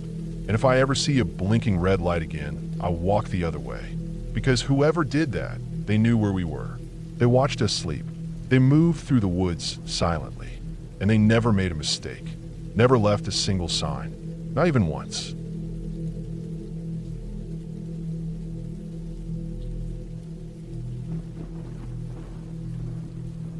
It was late evening when I decided to take a short walk away from camp. We'd been out in the backcountry for 3 days, just the three of us, me, Ian, and Derek. We'd found a quiet little spot nestled among tall pines, with a small clearing just big enough for our tents and a fire ring. We were miles from any marked trail, let alone a road. We'd used topo maps and a GPS unit to get out here, and we hadn't seen another soul since we left the truck behind. That was the whole point. Get away from people, noise, everything. The sun had just dipped behind the trees, and there was still a faint orange glow in the sky. I told the guys I was going to walk out toward the ridge to catch the last of the light. They were busy with the fire, boiling water, and heating up some freeze-dried meals. I didn't take a flashlight, just my knife clipped to my belt and my phone in my pocket, though there was no service. The forest was quiet. That thick kind of quiet where the only sounds are your own footsteps and the occasional creak of branches. As I walked uphill, I kept turning around to catch glimpses of the camp through the trees. The smoke from a fire was visible for a while, rising thin between the trunks. I didn't go far, maybe 10 or 15 minutes out, tops. Just enough to get a look over the edge of the ridge. It was beautiful. The whole valley stretched out in the fading light, dark green and soft blue, silent and still. I stood there for a few minutes, then turned back before it got too dark. As I made my way down, I could see the glow of the fire through the trees. It looked brighter than I expected. The flames were flickering strong, and there was a figure sitting next to it. Just one. From the shape, it looked like Derek. He always sat with one knee up and an arm resting on it. I figured Ian had turned in early, or maybe he was in his tent fiddling with his gear. I didn't call out. No reason to. It felt like any other night out camping. I just kept walking, crunching over the needles and sticks. The weird thing was, as I got closer, I realized I couldn't hear anything. No crackling fire, no sound of someone shifting around or poking at coals. Just silence. I stepped into the clearing, expecting the warmth from the fire to hit my face, but there was nothing. The fire wasn't burning at all. It was out cold, dead, not even an ember. The logs were blackened and half burnt from earlier, but now looked like they'd been cold for hours. And no one was sitting there. I stopped, just stood there and stared at the spot where I was sure I saw someone sitting. The log where we always sat was empty. I walked over to it and even reached out my hand, still cold. The fire ring had no heat. It was like nothing had been lit since we'd, eaten dinner over an hour ago. I looked around. Both tents are zipped shut. No lights inside. No sounds. The woods were still completely silent. I felt a strange pressure in my chest. Not panic exactly, but something like when your body knows something isn't adding up. I walked to Derek's tent and crouched down. I knocked on the frame, thinking maybe he was inside. No answer. I unzipped the flap and peeked in. He was in there, in his sleeping bag, snoring softly. Earbuds in. I backed out and zipped it up. Then I checked Ian's tent. Same thing. He was already out cold, sleeping on his side, jacket wadded under his head as a pillow. So who the hell had I seen at the fire? I stood in the clearing, staring at the fire pit for a long time. I replayed the walk back in my head. I remembered seeing the light, bright like real flames. I remembered seeing someone sitting there, clear as day. I remembered their shape, their posture, even the way they leaned a little forward like they were warming their hands. But now there was no fire, no warmth, no one. I turned in tight circles, scanning the tree line. It was dark now, really dark. The forest closed and all around us, just walls of trees. My headlamp was still in my pack. I only had the weak little LED on my phone. I turned it on and shined it toward the trees. Nothing moved. Nothing made a sound. Still, I couldn't shake the feeling. Like I was being watched. Not from far off, either. It felt close, maybe just behind one of those trees. I held the light up and slowly circled the camp again, checking every side. The beam was weak and barely reached the trunks. That's when I saw it. A footprint. Just one. Near the edge of the clearing, a little to the left of where the fire ring sat. It was in a patch of soft dirt, probably from the rain 2 days ago. It wasn't one of ours. Too narrow, too long. None of us wore shoes like that. It looked like a sneaker, not a hiking boot. Deep tread, but not the kind of deep lugs you get from trail shoes. I leaned down and checked it. Fresh. The edges were sharp. No leaves had blown into it yet.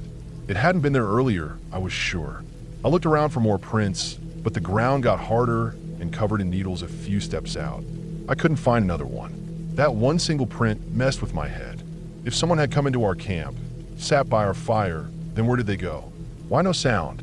No rustling, no footsteps? And how did I see a fire burning when it was stone cold? I didn't sleep that night. I just sat inside my tent, knife in hand, phone light off. Every little sound outside made my heart thump. A twig snap, a gust of wind, something shifting in the branches above. I lay there with my back against my sleeping bag, not even inside it, just staring at the door, waiting. Morning came slow. Pale gray light crept in through the nylon. I unzipped the tent and stepped out. The fire was still out, of course. Ian and Derek were waking up. I didn't say anything to them right away. I just walked back to where I saw the footprint. It was gone. I mean, it had been there.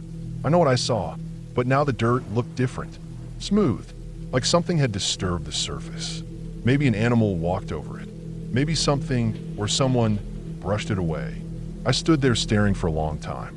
Eventually, I told the guys we should pack up and head back a day early. I made some excuse about feeling sick, not sleeping right, maybe coming down with something. They didn't ask many questions. We just broke camp and hiked out. I kept checking over my shoulder the whole way.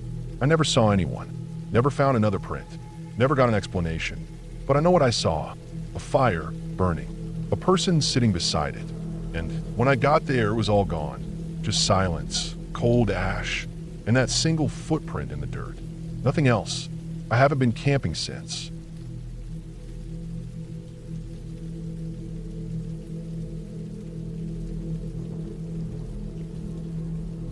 The lake had frozen over by the time we arrived. Thick, white ice covered everything as far as I could see. Smooth except for a few wind-blown snowdrifts scattered across it.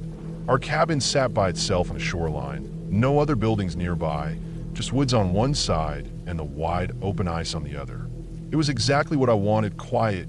No neighbors, no traffic, no cell signal. Just cold, still silence. I'd rented the place for 5 nights. Needed a break. The city had been getting to me. Too many people, too much noise, too many little things piling up until everything felt too loud. I didn't tell anyone I was going, just packed a duffel bag and drove north until the roads narrowed and the pine trees got taller. The cabin was small, Just a single room with a bed, with stove, a table, and a little kitchen setup.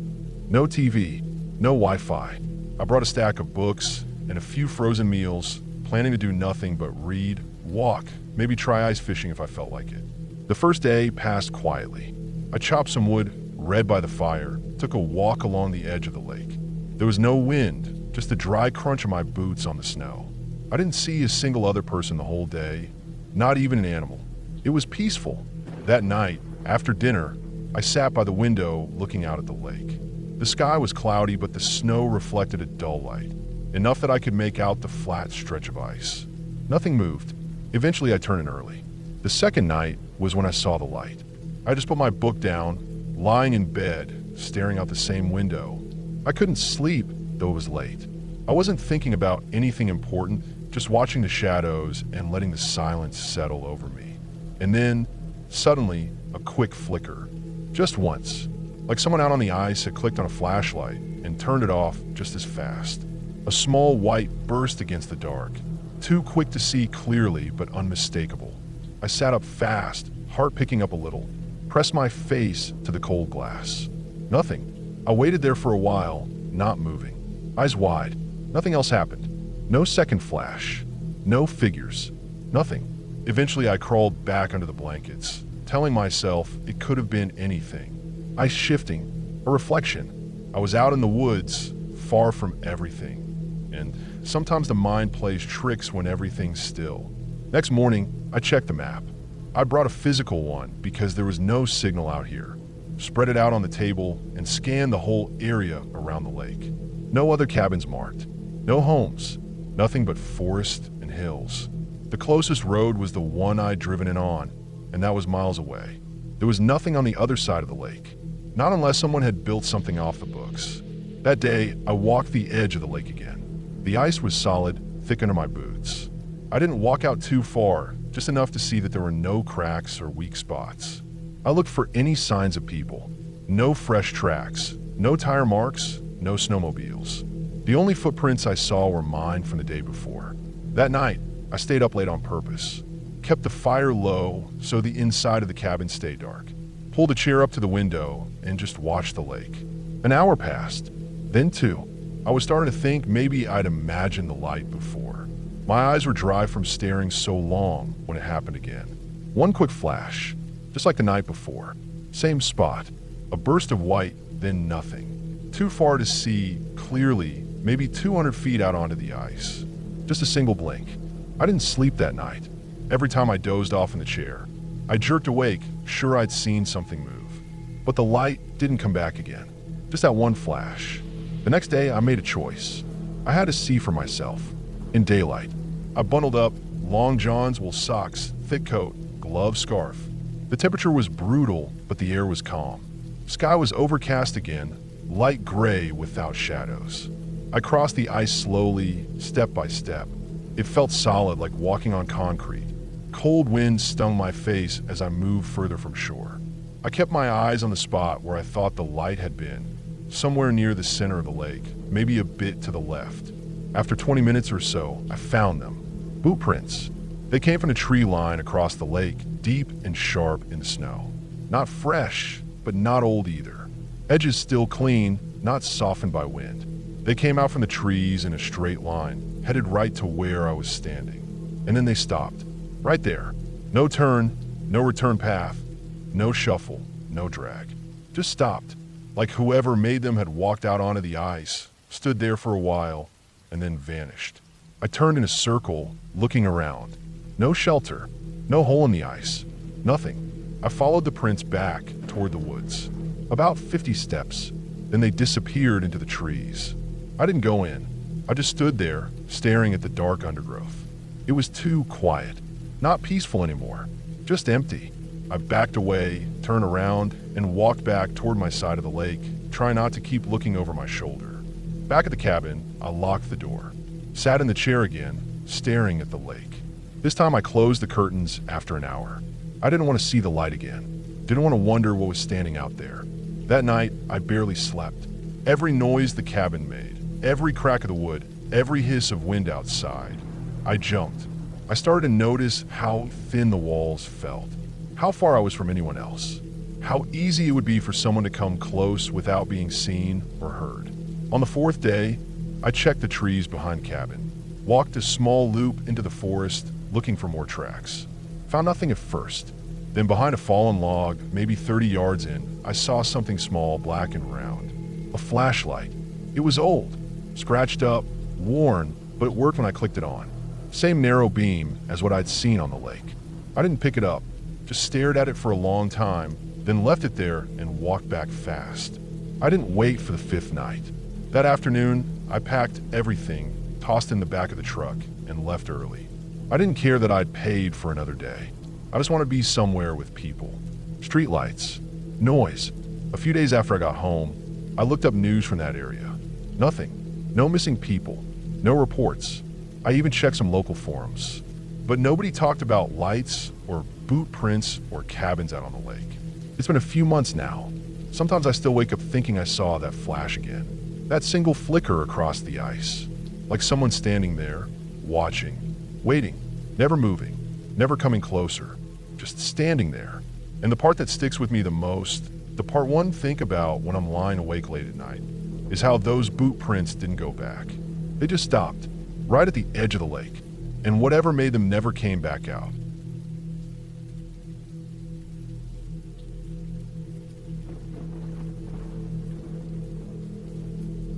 It was the first night at the cabin. We'd arrived late afternoon, me and two friends, after a long drive through the mountains.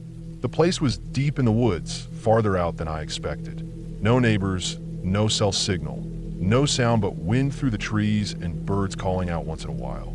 It felt peaceful at first. We unloaded our stuff, got the firewood inside, checked out the rooms. The cabin was old, but not run down. Wood creaked a little when we walked, but everything else was solid. No Wi-Fi, no TV. That was the whole point. Just a weekend away from people, phones, everything. After dinner, we sat around the fireplace for a while. Played cards, ate some chips, had a few drinks. Around 10, we killed the lights and got ready for bed. There were 2 bedrooms and a pull-out couch in the main room. I took the couch. I remember lying there under the thick wool blanket, staring at the ceiling beams and listening to the soft crackle of what was left in the fireplace. No moon that night. When we turned the lights off, it got really dark, like full black. You couldn't even see your hand in front of your face. I started drifting off, just beginning to slide into sleep when I heard 3 knocks. Loud and slow. They came from the back door. Not a window, not the wall. The back door. Just 3 knocks, then nothing. I froze. I didn't sit up right away. I just lay there staring into the dark, trying to be sure I'd really heard what I thought I heard. A second later, I heard one of my friends shifting in the next room, so I knew I wasn't the only one who'd heard it.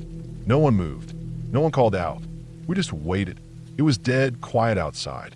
No footsteps. No rustling. Just a fire popping now and then. I sat up slowly and squinted at the back door.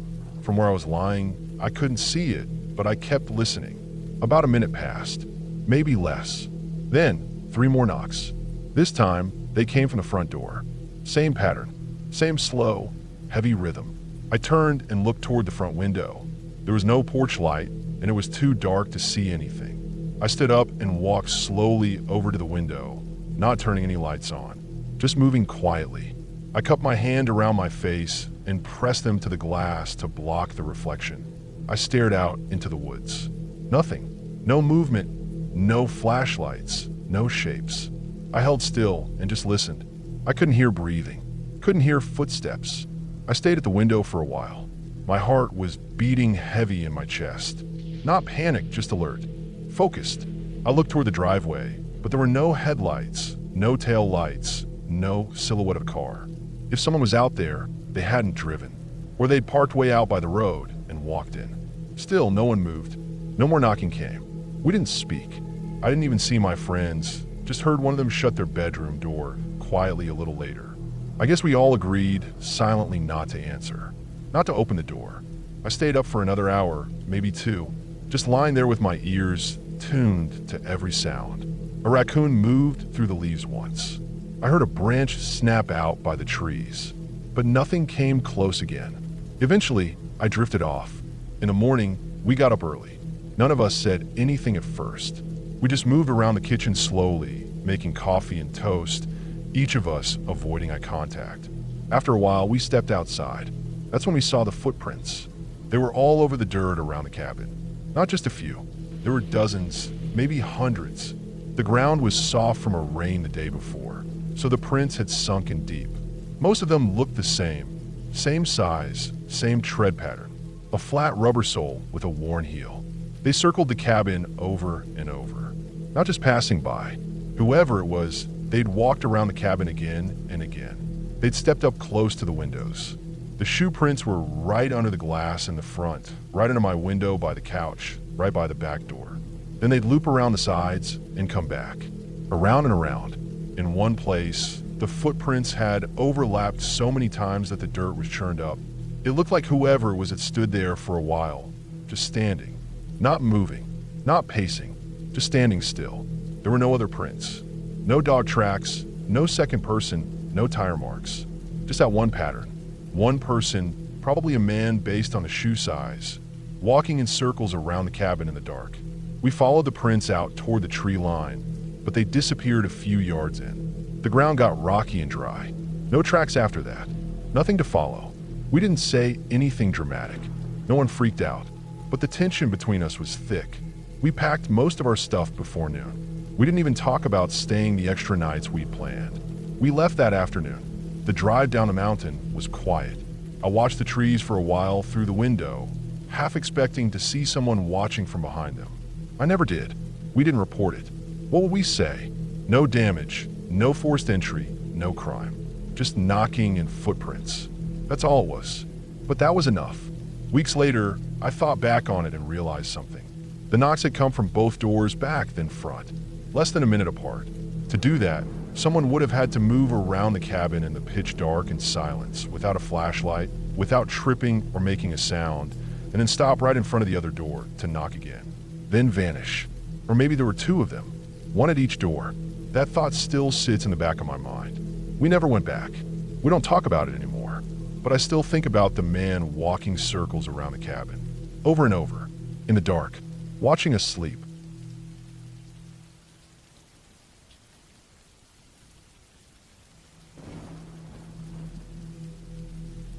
I needed a break from everything, people, traffic, the constant noise of the city. My friend Ryan had this old cabin in the mountains that he rarely used anymore. Said it was his uncle's place, but the man had passed years ago and no one really went up there. Ryan told me it was peaceful, simple, and that if I needed real quiet, that was the place to be. I didn't ask too many questions. I just packed a few essentials, grabbed some food, and made the drive up there on a Thursday. The road to the cabin twisted through thick forest. The farther I drove, the more the air felt different, lighter, colder, and clean in a way I hadn't felt in years. The last few miles were just gravel and dirt, and I had to slow down to avoid tearing up the underside of my car. When I finally pulled up, the place looked exactly like what you'd picture. Wooden exterior, a small porch out front, a metal chimney pipe sticking up from the side, and tall pines on every edge of the clearing. No cell signal, no neighbors, not even a power line in sight. Inside was just as simple. One bedroom, a kitchen with a wood-burning stove, an old couch that sagged in the middle, and a hallway that led to the bathroom and storage room. The only thing that stood out was the attic hatch, one of those pull-down ones with a little rope hanging from it. It was in the middle of the hallway ceiling. I remember looking up at it while unpacking, thinking how odd it was that something so basic could feel a little out of place. But I didn't dwell on it. The first night was calm. I read for a while by flashlight, made some instant noodles, and listened to the wind push through the trees outside. The sound of the wind mixing with creaks from the cabin settling was kind of nice. Old buildings have their own way of talking, I guess. I fell asleep without any trouble. The second day, I spent some time hiking around the area. There was an old logging trail that led off into the woods behind the cabin. It was overgrown, but I followed it for a bit, taking pictures of moss-covered trees and twisted roots. I saw deer prints and what might have been a black bear's track, though it looked old. Nothing felt off. I was tired by the time I got back. Made some canned chili, washed up using melted snow, and turned in early. It was somewhere around 2 or 3 in the morning when I woke up. There was this soft creaking sound, light but steady, like old wood shifting under weight. It wasn't the random pop and groan of the cabin settling. This was rhythmic, almost like footsteps, but very slow. I sat up in bed, not moving for a minute, just listening. After a while, I grabbed my flashlight and stepped into the hallway. That's when I noticed it. The attic hatch was open. Not all the way, but enough that the ladder was halfway down. I stared at it for a while, not really knowing what I was supposed to feel. My first thought was that maybe I hadn't noticed it before. Maybe it had been like that, and I just hadn't seen. But I knew that wasn't true. I would have remembered that. I walked slowly under it, careful not to touch the ladder. The darkness up there was complete. I couldn't see past the edge of the opening. I pointed my flashlight up and shined it around. Just beams, dust, and insulation. No movement, no sound. I stood there for what felt like a long time. My chest was tight, and I had this cold feeling in my legs, like my body was waiting for something. But nothing happened. Eventually, I reached up and pushed the ladder back up until the hatch clicked shut. Then I locked the little latch on it. I even stood there and stared at it for a bit longer, making sure it stayed closed. I didn't hear anything else that night. The next morning, I didn't sleep in. I got up just after sunrise, still feeling off. I wanted to believe it was just my imagination. I even started thinking maybe the wind had blown it down, but that didn't make much sense. Those things usually don't just fall open, and there hadn't been a strong wind. When I went back out to the hallway in daylight, I saw something new. Just under the attic hatch, on the wall were small scratch marks. 4 or 5 of them, short but deep enough to scrape off the outer layer of the wood paneling. They weren't there the day before. I was sure of it. They looked like they'd been made by a hand or tool. Not random damage, not something that had always been there. They weren't animal marks either. They were too deliberate, too clean. I stood there staring at them for a long time. The marks weren't high up, like from something falling out. They were lower down, like something had slid down the ladder and let their fingers drag along the wall. I ran my hand over them. The wood felt fresh, like the splinters had just come up. That was enough for me. I packed everything as fast as I could. Didn't bother with breakfast. Didn't double check the cabin. I just loaded the car and got out.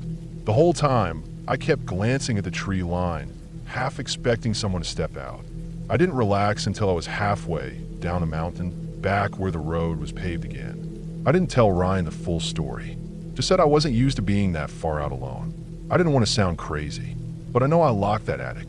I know I didn't touch it, and I know those scratch marks were new. Something had come down from that attic.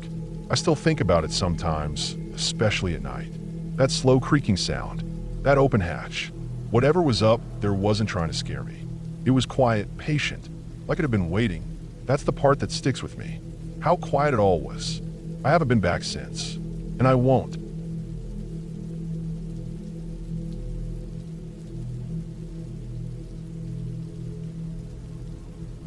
We got to the cabin around 3 in the afternoon. It was quiet, like the kind of quiet you don't really notice until you stop talking. The road leading up to it was mostly dirt, with patches of gravel here and there, and the trees got denser the closer we got. The place was small, 1 bedroom, a tiny kitchen, and a narrow porch with a view of the trees, and not much else.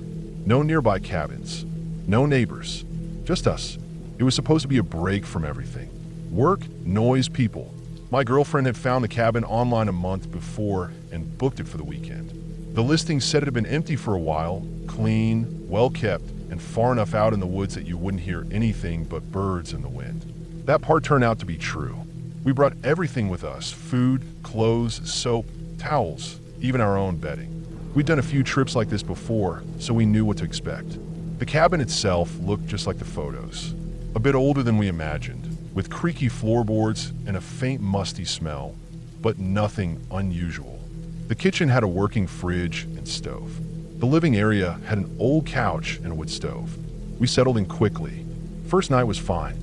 We cooked pasta, drank some wine, and played cards until late. The bedroom was small, barely enough space to walk around the bed, but it was cozy, peaceful. It was the second day that things fell off. I don't know what made me notice it, but something just didn't feel right when I woke up. Like I was being watched, or maybe like something had shifted slightly, and I couldn't explain how. We brushed it off. Spent most of the day hiking a nearby trail. Didn't see a single person. We were tired when we got back. Made soup, read for a bit. Normal stuff. Later that night, I got up to use the bathroom. It was small, sink, toilet, shower, nothing fancy. The toothbrush holder was one of those glass cups that sits next to the faucet. When we arrived, it was empty. We'd both just kept our toothbrushes in our bags. But now there were three. Ours, green and white, and red and black. And a third one, blue. Worn bristles, a little dry, toothpaste crusted around the base. Used. I stood there for a long time, just staring at it. I even ran the tap for a second, like that would explain it somehow. I didn't say anything at first. I went back to the room, lay down, and stared at the ceiling. After about 10 minutes, I couldn't hold it in. I got back up and checked again. Still there. Same toothbrush. My girlfriend was already half asleep when I finally told her. She sat up, confused, and followed me to the bathroom. We stared at it together. Neither of us said anything for a while. I think we were both just trying to come up with a good reason for it to be there. We checked everything after that. Every window, every door. None of them were broken, none unlocked. The cabin had one front door and a sliding glass back door that led to the woods.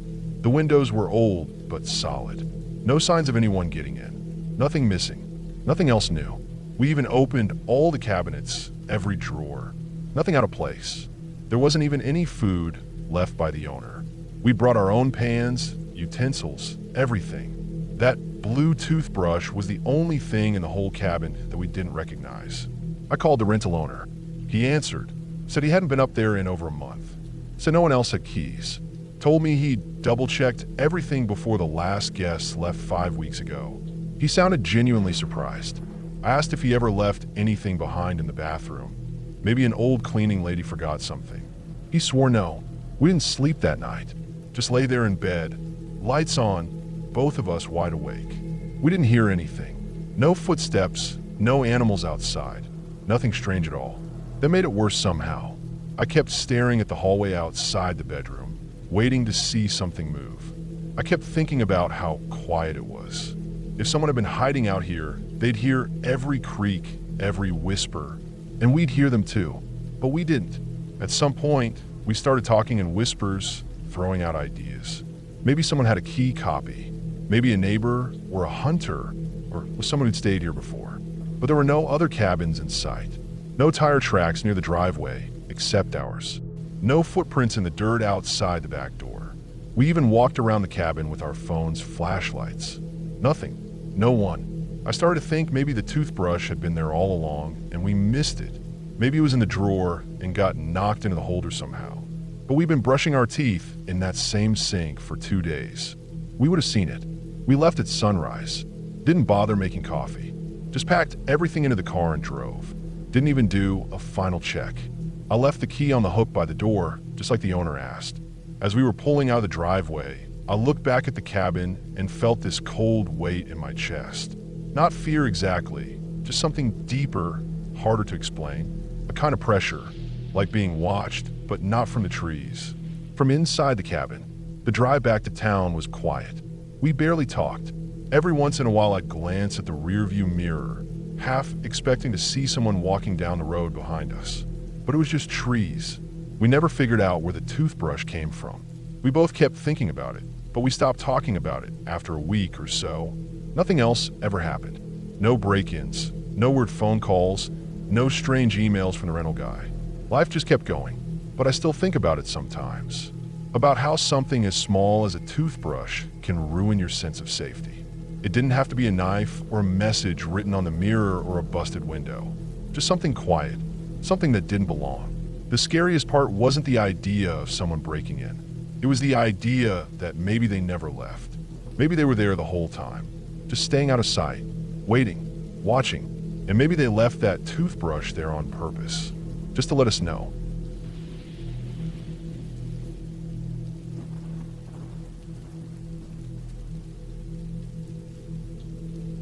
We rented a small cabin up north for a weekend in January. It was one of those last-minute winter trips you plan when everyone's burnt out and needs to get away. We found the place through a listing online. No reviews, just a few blurry pictures of snow-covered trees, a wooden porch, and a frozen lake in the background. The listing said it was small but had heat, electricity, and running water, so we booked it. There were 4 of us, me, my brother, and 2 of our friends. We drove up Friday afternoon, made good time despite the snow, and reached just before dark. The cabin sat a few hundred feet off a narrow road, tucked back among tall pine trees. It looked older in person. Weather-worn wood, a sagging porch, and a small chimney puffing weak smoke. Inside, it was warmer than expected. A gas heater buzzed in the corner of the living room, and there was a narrow hallway that led to 2 small bedrooms and a bathroom. The kitchen was just a nook off the main room, fridge, sink, and a window above the counter that looked out toward the woods. That first night, after we unpacked and settled in, we cooked pasta, played cards, and drank a little. Nothing crazy, just quiet. Around midnight, everyone else went to bed. I stayed up scrolling through my phone for a while. The room was dark except for the dull yellow light above the sink. I got thirsty, so I got up to grab some water. When I walked into the kitchen, I noticed the window blinds above the sink were open. That struck me as strange because I could have sworn they'd been closed earlier. It was pitch black outside, nothing but that wide, empty stretch of trees.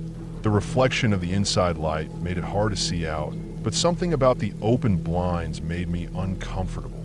I closed them slowly and stood there for a second, listening. Nothing, just the low hum of the heater. I went back to bed. A few hours later, maybe 3 in the morning, I got up to pee. While I walked past the kitchen, I noticed the blinds again. Open, same as before. I stood there longer this time, trying to think if maybe one of the guys had gotten up and opened them. But why? It was the middle of the night. I closed them again, this time carefully making sure the cord was pulled tight. I even checked to see if the window was locked. It was. In the morning, I got up last. Everyone was already drinking coffee, bundled up, talking about going for a hike down the trail past the lake. I went to the kitchen to make some eggs. The blinds were open again. This time I stopped and looked hard at them.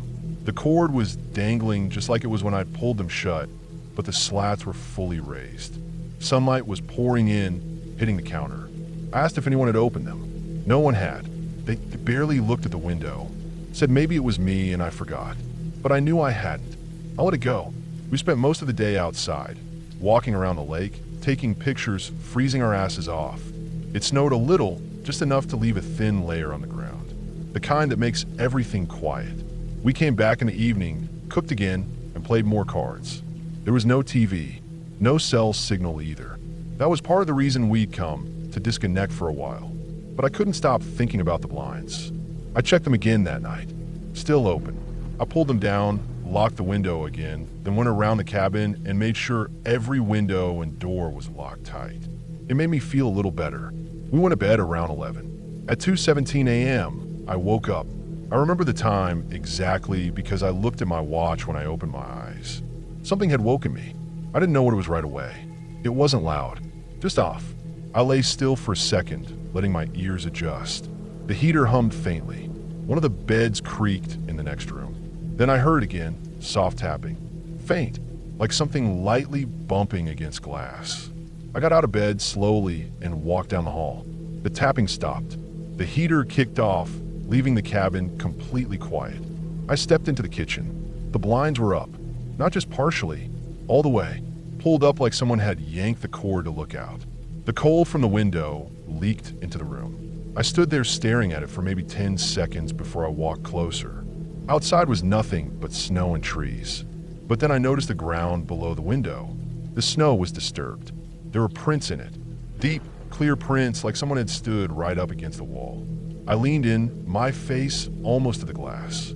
The porch light was off, but there was enough moonlight to see them. Footprints, leading up to the window and then turning back toward the woods. I stared at them, trying to count how many. Maybe 8, 10?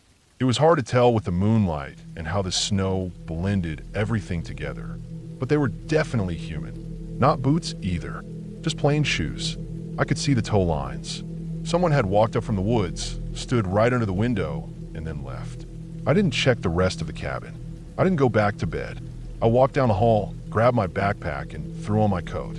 Then I quietly woke up the others. I didn't explain. I just said we needed to leave. Something about the way I said it must have convinced them, because they didn't argue. We packed up in under 10 minutes. I didn't even brush my teeth. Just shoved everything into bags and loaded the car. My hands shook the whole time. As we backed out of the driveway, I looked back once. Just a glimpse at the kitchen window. The blinds were still up. The snow around the cabin was untouched except for our own boot prints and the tracks leading back into the trees. We didn't talk much on the drive. No one asked why we left. I think they felt it too. That pressure in the cabin. That tight, quiet feeling like you're being watched. I didn't bring it up until we were hours away. I told them about the blinds, the footprints. No one had an explanation. Maybe someone was watching us. They said, maybe a drifter, a hunter, someone just passing through. Maybe. But none of that explains how they got so close. How they kept coming back, quietly, without a sound. And none of it explains why the only window they ever touched was the one above the sink, right where I always stood alone in the dark. We never called the police. We never reported it. I didn't want to explain to some local sheriff that someone had been outside the cabin, opening blinds and standing in the snow. We never went back. I don't think the others will, either. I still think about those prints sometimes, how they led straight from the forest to the cabin and back again, as if it was normal, as if that person had done it before. And maybe they had. Maybe we weren't the first ones to stay there, but we made sure we were the last.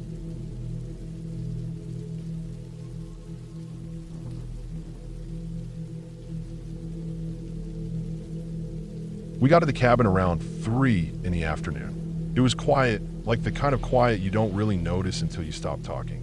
The road leading up to it was mostly dirt, with patches of gravel here and there, and the trees got denser the closer we got.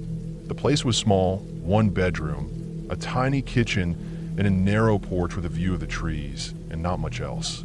No nearby cabins, no neighbors, just us. It was supposed to be a break from everything. Work, noise, people. My girlfriend had found the cabin online a month before and booked it for the weekend. The listing said it had been empty for a while, clean, well-kept, and far enough out in the woods that you wouldn't hear anything but birds and the wind. That part turned out to be true. We brought everything with us: food, clothes, soap, towels, even our own bedding. We'd done a few trips like this before, so we knew what to expect.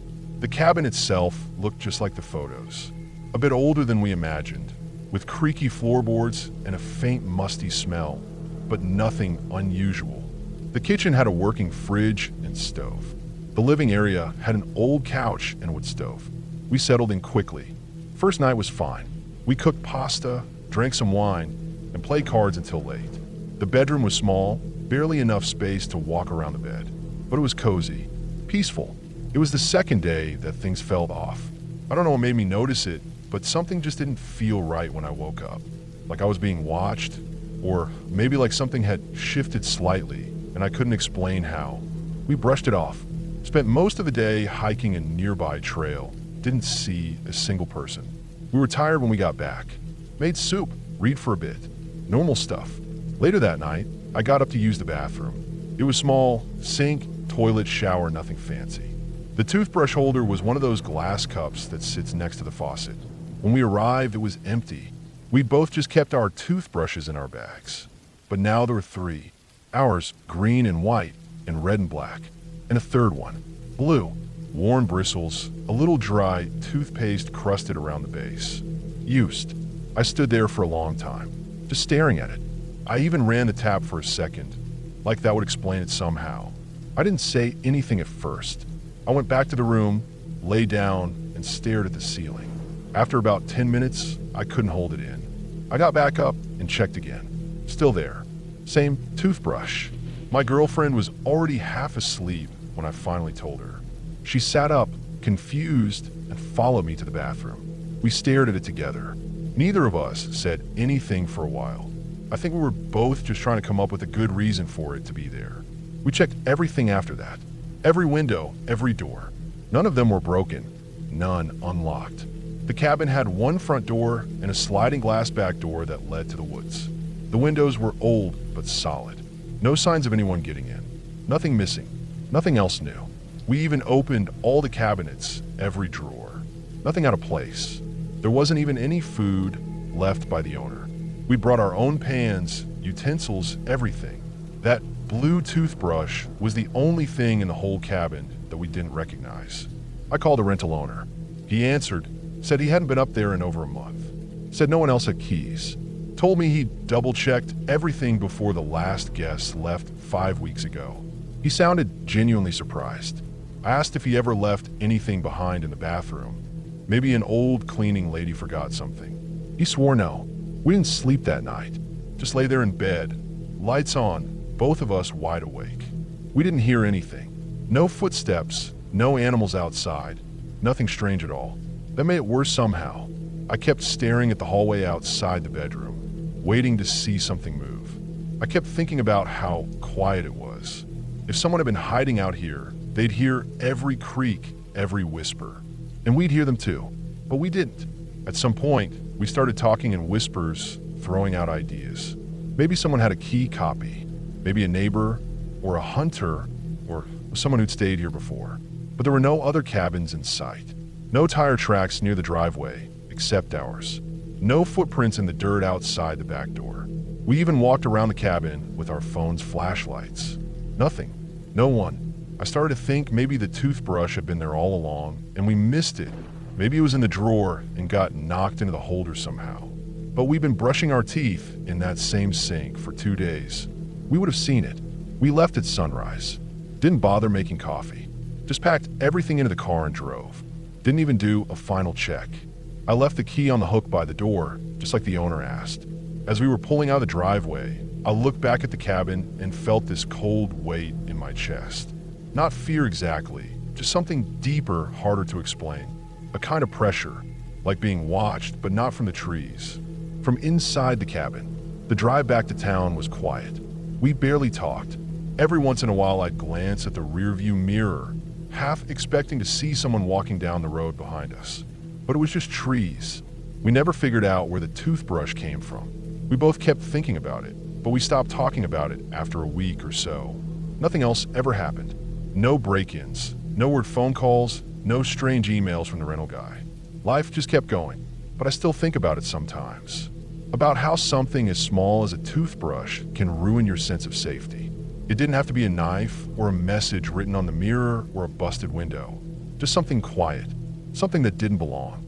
The scariest part wasn't the idea of someone breaking in. It was the idea that maybe they never left. Maybe they were there the whole time, just staying out of sight, waiting, watching, and maybe they left that toothbrush there on purpose, just to let us know.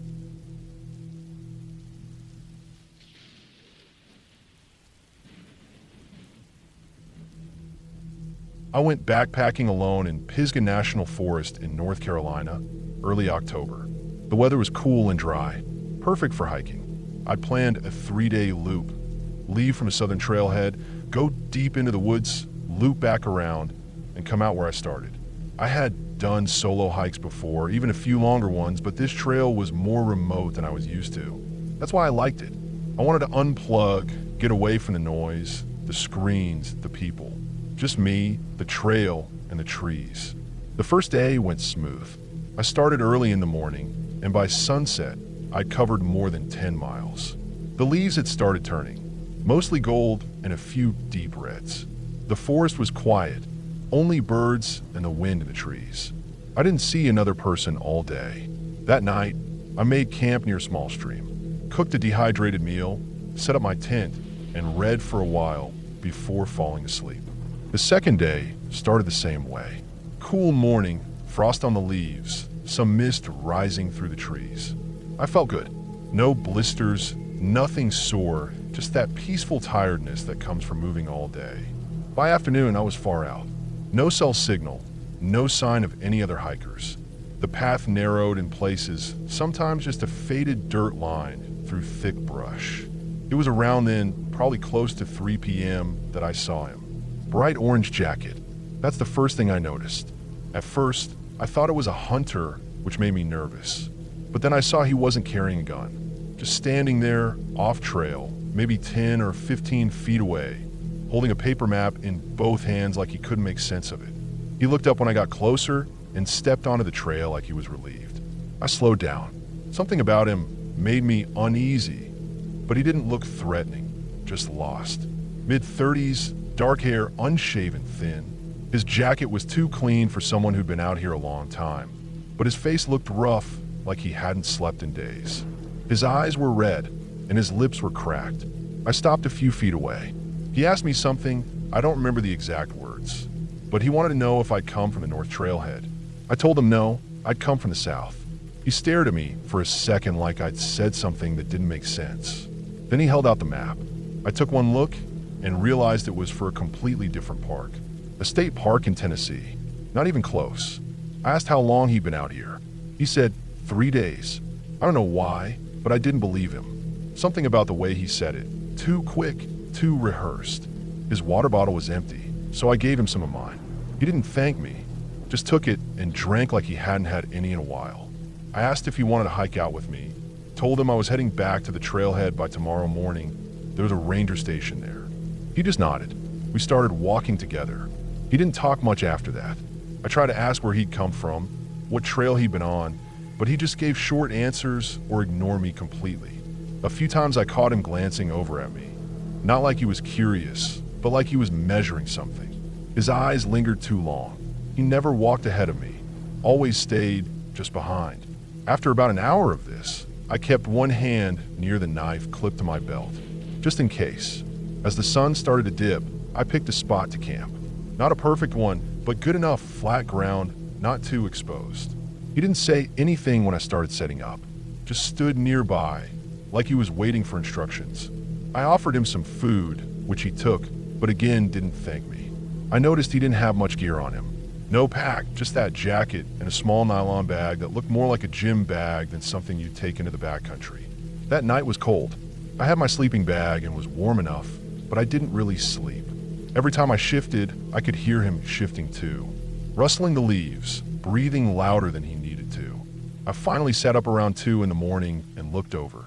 He was sitting cross-legged outside his own makeshift camp, just a ground cloth and some gear scattered around, watching me. I asked if everything was okay. He said yeah, just didn't like to sleep. His voice was calm but flat, like he was talking from somewhere else. I didn't say anything back, just laid down again, but I kept the knife right next to my sleeping bag. I closed my eyes, but I never really went under. I kept imagining I'd open my eyes and see him standing over me. My heart was pounding even though nothing had happened. I was thinking about what I'd do if he tried something, where I'd go, how fast I could grab my gear, whether I'd even have time to react. But he didn't move, or at least not while I was looking. As soon as the sky started turning gray, I packed up, fast, didn't even cook anything. He watched me the whole time. I told him I was heading out and that we were only a few hours from the ranger station. He didn't respond, just stood there while I shouldered my pack. I walked away without saying anything else. Didn't look back. For the first half hour, I kept listening for footsteps, expecting to hear him behind me, but I never did. When I finally looked back down the trail, there was nothing, just trees. I reached the ranger station around 10 a.m. It was empty when I got there, just a locked office and some old trail maps in a weatherproof box. But about 15 minutes later, the ranger drove up.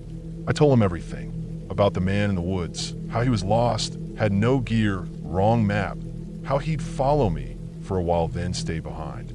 The ranger took it seriously, asked for the location where I saw him, what he looked like, what time it was.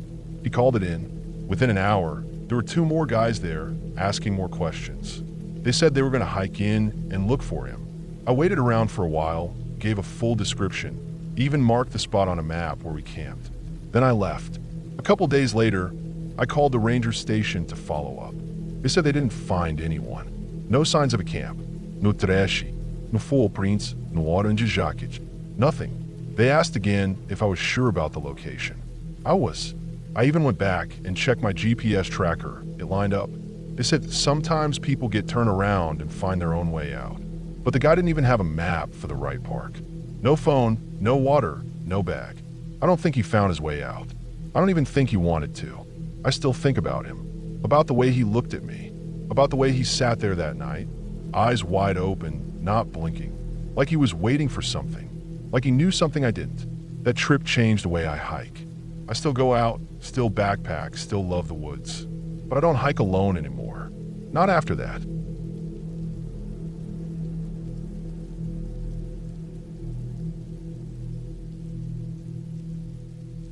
We booked the Airbnb because it was cheap and close to downtown. My girlfriend found it after scrolling through listings for hours. It was a duplex, one half of a small single-story house in a quiet neighborhood. Looked clean in the pictures, newly renovated, modern gray paint on the outside, black trim around the windows. The host had solid reviews, nothing amazing, but good enough for a 2-night stay. We were just passing through, trying to save money while we visited her sister in the city. We didn't think much of it. When we pulled up, it was early evening. The sun was low but still out, casting a soft yellow glow on the little house. The street was lined with trees and identical homes, most with small porches and cracked driveways. Ours looked like all the others. A short concrete path led to the door. There was a fence dividing the yard in half, separating our unit from the one next door. The other half of the duplex had its blinds drawn tight. Inside, the place smelled faintly of lemon cleaner and paint. It had that fake freshness some rentals have. The living room was sparsely decorated, gray couch, a coffee table, a mounted TV. The kitchen was small but modern, with a microwave and a couple of stools at the counter. Everything was in its place, too clean almost like no one really lived there. The bedroom had a queen-size bed with plain white sheets, 2 pillows, and a nightstand on each side. The bathroom was spotless, white tile, basic shower with a curtain that looked brand new. We set down our bags, took a moment to relax. I opened the fridge, completely empty, not even a bottle of water. I remember thinking that was a little odd. Most Airbnbs at least have a couple things left over. Coffee, sugar, tea. There was nothing. About 10 minutes after we got in, my phone buzzed. It was the host. Just a short message. If the man next door tries to talk to you, ignore him. I stared at it for a second, thinking it must be a joke. I showed it to my girlfriend. She read it twice, then looked at me with this confused half-laugh, like she wasn't sure if she should be worried or not. We didn't reply. We didn't know what to say. The window in the kitchen looked out toward the other half of the house. I peeked through the blinds, but didn't see anyone. The lights were off, curtains still drawn. We tried to ignore it. Ate some takeout, watched something dumb on Netflix, tried to enjoy the evening. Around 10 p.m., I went outside for a smoke. The air was cool and quiet. No traffic, no people, just the occasional rustle of leaves. I stepped onto the porch and lit up, pacing a little, looking around. That's when I heard it, the other door creaking open. I turned and saw a man standing there, maybe late 50s, thin, with a messy beard and baggy clothes. He didn't step off his porch, just stood there, staring at me. Didn't say anything. I gave him a nod, just being polite, then looked away. The message from the host came back to me, and I finished my cigarette quickly, went back inside without saying a word. The next morning, we got up around 9, made some toast. My girlfriend was in the bathroom doing her makeup. I sat by the window sipping coffee. That's when I saw him again, the neighbor. He was out on his porch, leaning against the railing, smoking. He looked over and made eye contact again. This time, he raised his hand and gave a little wave. I waved back. That's all. But something about him made my stomach tighten. We spent the day out with her sister. Got lunch, walked around the park, just tried to enjoy the city. Neither of us brought up the message again. It felt silly, like we were making a big deal out of nothing. But that night, as we were getting ready for bed, I went into the kitchen to get a glass of water. I glanced through the window again, out of habit. The man was standing in his doorway, staring straight at our side of the house. This time, he was closer, almost like he was listening. I called out to my girlfriend. He's out there again. She came over, peeked through the blinds with me. We watched him for a few seconds. He didn't move, just stood there. Finally, I said screw it, stepped outside. He looked surprised when I came out. I kept a couple feet of space between us. Hey, I said, just wanted to ask, everything okay? You've been out here a lot. He looked around, then back at me. His voice was low, like he didn't want anyone else to hear. You're staying in the Airbnb, right? Yeah. He nodded slowly. You know, I've seen a lot of people come and go from that side. Never see the same ones twice. I frowned. What do you mean? He looked over at the other houses, then back at me. They all leave. First night. Every time. Middle of the night. Usually. Bags still packed. Some don't even turn the lights off. Just gone. I didn't say anything. He kept going. I've lived here 16 years. That place started renting out last year. Since then, maybe 10 groups, maybe more. Not one stayed more than a night. I tried asking the owner once. Never heard back. I've tried talking to the guests too. Most don't answer. One woman looked at me like she'd seen a ghost. I didn't know what to say. Part of me thought maybe he was just paranoid. Lonely old guy, making stories up. But something in his voice, he wasn't joking. I nodded and said, "All right, thanks." Then went back inside, told my girlfriend everything. She got quiet. We decided to take another look around. Not like a horror movie where we expected to find anything crazy. But still, we started opening cabinets, checking behind curtains, under the bed, even the closets. It was in the kitchen first, inside the cabinet above the microwave. I was reaching for an extra plate when I noticed the vent cover inside was loose. Not a normal air vent, just a little square like a patch job. I pulled it open. Tucked inside, pointed at the kitchen, was a small black camera. No wires. Looked like it ran on batteries. I called my girlfriend over. She stared at it for a long time. We went room by room after that. The bedroom light fixture had another one hidden behind the frosted glass. Barely visible unless you look from below. In the bathroom, I unscrewed the cover to the vent above the shower. Another camera. This one was aimed down, right at the center of the shower. My girlfriend looked like she was going to be sick. She kept whispering, "This is so messed up. This is so messed up." We took pictures of everything. Every camera. Every hiding spot. Then we packed our bags and got the hell out. We didn't say anything to the host. Just left the key on the table and drove straight to a hotel. I didn't sleep that night. Kept checking the rearview mirror. Felt like someone was watching us. The next morning, we filed a report with Airbnb. Uploaded the photos. They opened a case, said they'd investigate. We didn't hear much after that. Just a short message a week later saying the listing had been removed. I don't know what that place was. Whether the cameras were for blackmail or some kind of voyeuristic sicko's project or something worse. But I still think about it. How he might have never known. How many other people stayed there and never looked up. How close we came to brushing it off as nothing. We were lucky. We left. But I'll never trust a quiet neighborhood again.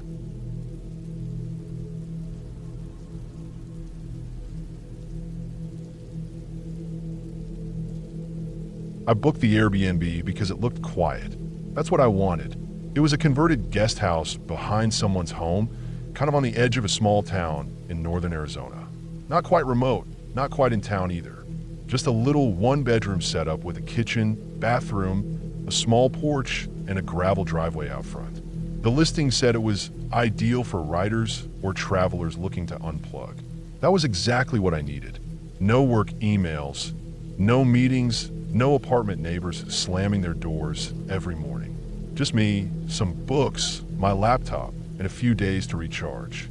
I got there around 5 p.m. The sun was dropping low behind the mountains, and the shadows were already stretching long across the backyard. The host wasn't around to greet me. There was just a keypad on the door and a note taped to the window saying, "Welcome. Text if you need anything." The code worked, and I let myself in. Inside, it was cleaner than I expected. Sparse furniture, but all of it looked new, IKEA stuff mostly. The couch was stiff but fine. The bed looked freshly made. The little kitchenette had a coffee maker, microwave, and a mini fridge. I noticed right away that the windows didn't have curtains though, just clear glass facing out into the trees and backyard. I figured it didn't matter. There was no one around. The main house was about 50 feet away, but it was partly hidden behind trees, and I didn't see any lights on inside it. That night, I ate leftover pizza from the drive and sat on the porch with a beer. It was colder than I thought it would be. The silence out there felt thick. The kind of silence you only notice when you're used to constant noise. I could hear my own breathing, the occasional rustle in the bushes, maybe a distant coyote, but that was it. No cars, no people talking, no music. It was almost unnerving, but also peaceful in its own way. I went to bed around 10. The mattress was firm, the sheets were a little scratchy, but I was tired enough not to care. I left the porch light on outside. The switch was just inside the front door. It didn't make the place much brighter, but the soft yellow glow helped ease that isolated feeling.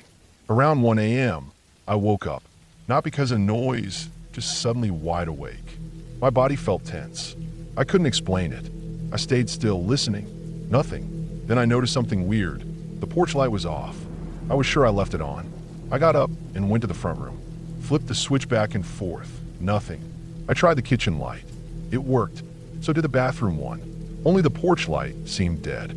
Maybe the bulb blew. I told myself it wasn't a big deal. I looked out through the front window. I couldn't see much. Just a faint silhouette of trees, a faint line where the gravel driveway met the grass. I stared a little longer than I needed to. Nothing moved. No shadows. No people. Still, something fell off. That feeling stayed with me when I got back into bed. It took a long time to fall asleep. Next morning, I tried not to think about it. I made coffee, opened the sliding door to get some air, and sat on the little porch again. The light fixture above the door looked normal. The bulb wasn't broken or missing. I even twisted it a little tight in the socket. I flipped the switch again. Still nothing. I left it alone and drove into town. Bought some groceries, walked around a bit, found a cafe with Wi-Fi. I didn't stay long. The town was small and kind of empty feeling. The grocery store had those yellowed fluorescent lights that made everything look a little sad. I didn't see a single kid the entire time I was there, just older people and one guy fixing a sign in front of Clothes Hardware store. Back at the Airbnb, I noticed something strange. The gravel in the driveway looked a little different. It had tire marks. Not deep ones, just faint arcs like someone had backed in and pulled out. I stood there for a second, wondering if they were mine. But I'd pulled in straight, no curves, and the marks looked fresh. I walked around to the side of the guest house. No footprints, no damage, nothing missing. Inside, everything seemed the same. I had left my laptop on the little desk. It was still there. My clothes were in my suitcase, untouched. The front door had been locked when I came back. Still, something didn't feel right. I locked the door again and pulled one of the kitchen chairs over, wedged it under the doorknob. I've never done that before, but I couldn't shake the uneasiness. That night, I left more lights on. Kitchen, bathroom, even the one above the stove. I double-checked the windows and sat up in bed, scrolling through my phone, even though there was no signal. I tried to read, but I kept listening for sounds. At around 11:30, I heard gravel crunching outside. Just once, like a single footstep. I froze, sat up slowly, listening hard. Nothing followed it. I stayed like that for maybe 10 minutes, not moving, barely breathing. Then I got out of bed, walked carefully over to the window by the kitchen. I didn't turn any lights off, just leaned slightly toward the glass and looked out. Someone was standing at the edge of the trees, just beyond the line of the yard, near where the driveway curved back out toward the road. They weren't moving. I couldn't see a face, just the shape of them. Tall, wearing dark clothes, maybe a hood or a hat. It was hard to tell. I backed away from the window and went straight to the bedroom. I shut the door, locked it, turned off the light, and stood in the corner. I couldn't see out of the windows anymore, not from there. I waited. 5 minutes. 10. I kept thinking, should I call the police? But what would I say? There's a guy standing outside, and I'm renting this place? I didn't even know the address offhand. Eventually, I crept back to the front room and peeked through the window again. He was gone. I didn't sleep that night. I sat on the couch with a kitchen knife in my lap, jumping at every noise. Nothing else happened, just silence. At sunrise, I packed everything. I didn't bother to eat, didn't shower. I shoved my stuff into the car, locked the door behind me, and drove to a gas station down the highway. I sat in the parking lot and finally got cell service. I texted the host. Hey, something weird happened last night. I think someone was in the yard. Porch lights not working either. No reply. I waited an hour. Nothing. Finally, I opened the app and reported the issue. The listing vanished 2 days later. No explanation. About a week after I got back home, I checked again. A new listing popped up in the same area. Different photos, different title, same gravel driveway. This time it was just listed as Rustic Studio Getaway, Remote. No reviews. I screenshotted it and never looked again. I still think about it sometimes. That silence, that figure in the trees, the marks in the gravel. Someone was there. I'm sure of it. Watching, maybe checking if I was alone. Maybe more. I don't know what would have happened if I'd gone outside that night. I don't want to know. I've used Airbnb since then, but only in cities. Places with people, neighbors, lights. I don't care about quiet anymore.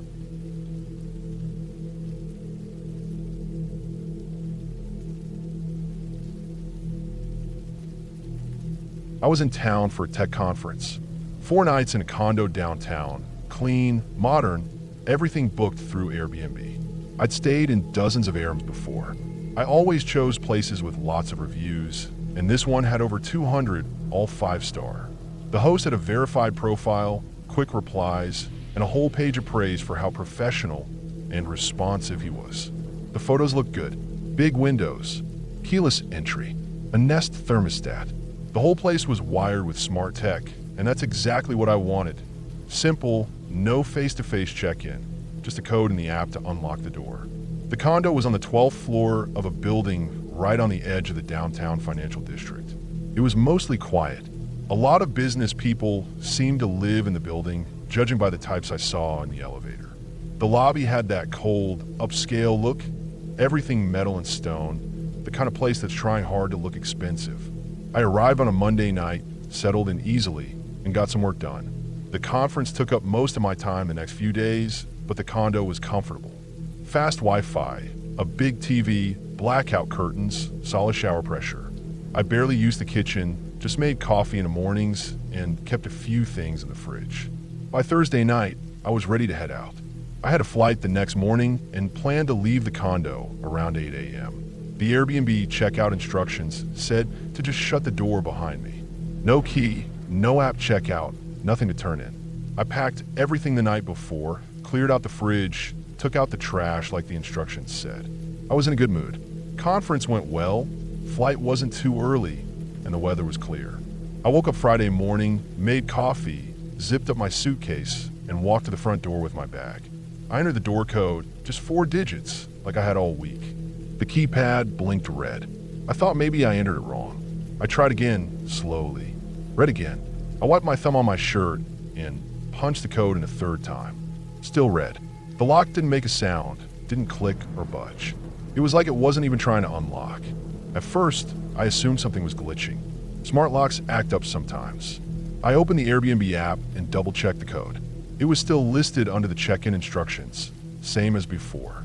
I tried using the lock/unlock feature through the app itself. Nothing. No sound from the door. It just sat there, unresponsive. I gave a minute, turned off the Bluetooth on my phone, then turned it back on, thinking maybe it wasn't syncing. Still nothing. I restarted the app, logged back in, and froze. My reservation now showed 2 more nights. Instead of ending Friday morning, it said check out Sunday, 11 a.m., and there was a charge listed $489 added to my card processed just that morning. My entire reservation history had been updated like I had extended the stay, but I hadn't. I hadn't touched anything. I stared at the screen for a long time. Then I went to my email. Sure enough, there was a confirmation email from Airbnb, time-stamped at 3:17 a.m., confirming the extension. There was a message from the host in the inbox too. All it said was, confirmed. Enjoy your stay. My stomach tightened. I knew I didn't book that. I had been asleep. I texted the host. Nothing. Waited 10 minutes. Then I called. He answered on the 2nd ring. His voice was flat, low, like I had woken him up or interrupted something. I told him I was trying to leave, but the door code didn't work. There was a pause, and then he said, your stay hasn't ended. I told him it had. That I was supposed to be out Friday morning, that I had a flight. He just repeated it again, almost robotic. The reservation hasn't ended. Then the line went dead. He hung up. I sat on the edge of the couch for maybe 5 full minutes trying to understand what the hell had just happened. I called Airbnb support. I got a generic automated line at first. Then after about 15 minutes of hold music, someone picked up. I explained everything. They told me they'd open a ticket and escalate it to the trust and safety team. I was supposed to get an update within 24 hours. I told them I didn't have 24 hours. I had a flight in 2 hours. I asked if they could override the lock or something. They said no, that smart locks are managed by hosts, not Airbnb directly. They said I'd have to wait for a case manager to review the situation. That's when it hit me. I was trapped inside. Literally. The windows didn't open. The only one that did was a small one in the guest bedroom. It had one of those crank handles. I turned it out of frustration more than anything, and it creaked open just enough to feel fresh air come through. It was narrow, but it faced an alley that ran between this building and the one next door. A service ledge ran along the windows, probably for maintenance workers or window washers. It wasn't wide, maybe a foot across, but it ran along the full side of the building. I considered waiting. Maybe the host would fix it. Maybe Airbnb would call back. But the more I sat there, the worse it felt. The host wasn't going to help, and I wasn't going to miss my flight because someone screwed with the booking. I took a breath and climbed onto the narrow desk beneath the window. I squeezed through feet first, arms out behind me. My bag was too bulky, so I dropped it out onto the ledge first. It landed with a dull thud. I followed. My hips scraped both sides of the frame. I twisted and pushed myself out. My foot hit the edge of the ledge, and for a second, I almost lost my balance. It took every ounce of focus not to look down. I slid my bag along in front of me and shuffled sideways to the end of the ledge. I could see the fire escape on the side of the building, about 10 feet away. I had to stretch one leg across, lean into the wall, and use the corner of a window frame to steady myself before I finally stepped over. When I reached the fire escape, I nearly collapsed. My legs were shaking. I climbed down, one floor at a time, until I reached the alley. I flagged a rideshare immediately. Got to the airport just in time. On the flight, I kept refreshing my email over and over. Nothing from Airbnb. It wasn't until 3 days later that I got a real response. A case manager finally contacted me. They said they were reviewing the situation and would issue a refund for the extra 2 nights. I asked what happened, why my stay was extended, why the lock wouldn't work, why the host said what he said. They said they couldn't comment on other guests' experiences or pending investigations. A week later, I checked the listing again out of curiosity.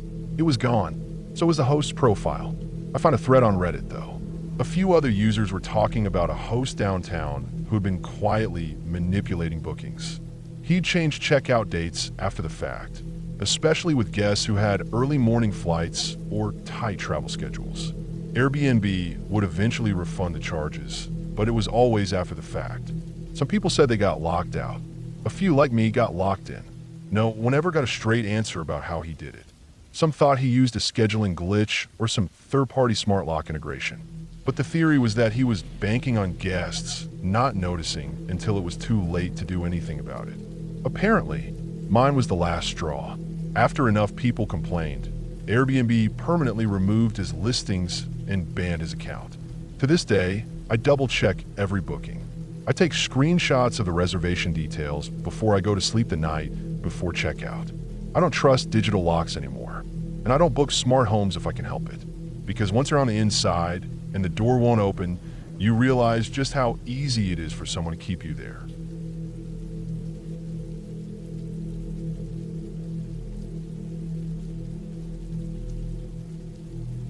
I went camping with my younger sister in empty Hood National Forest in Oregon one summer when we both had time off. I was 25, she had just turned 19. We'd done a few weekend hikes before, but this was our first time doing an overnight in such a remote spot. We picked a site way off a logging road, not an official campground, just a primitive clearing I'd found on a forum. No bathrooms, no fire rings. You had to drive about a mile off the main road, through a bumpy gravel path with overgrown brush and tall trees on both sides. We passed no other vehicles, no tire tracks, no people. It felt perfect. The spot we chose was a little clearing surrounded by tall pines and fir trees.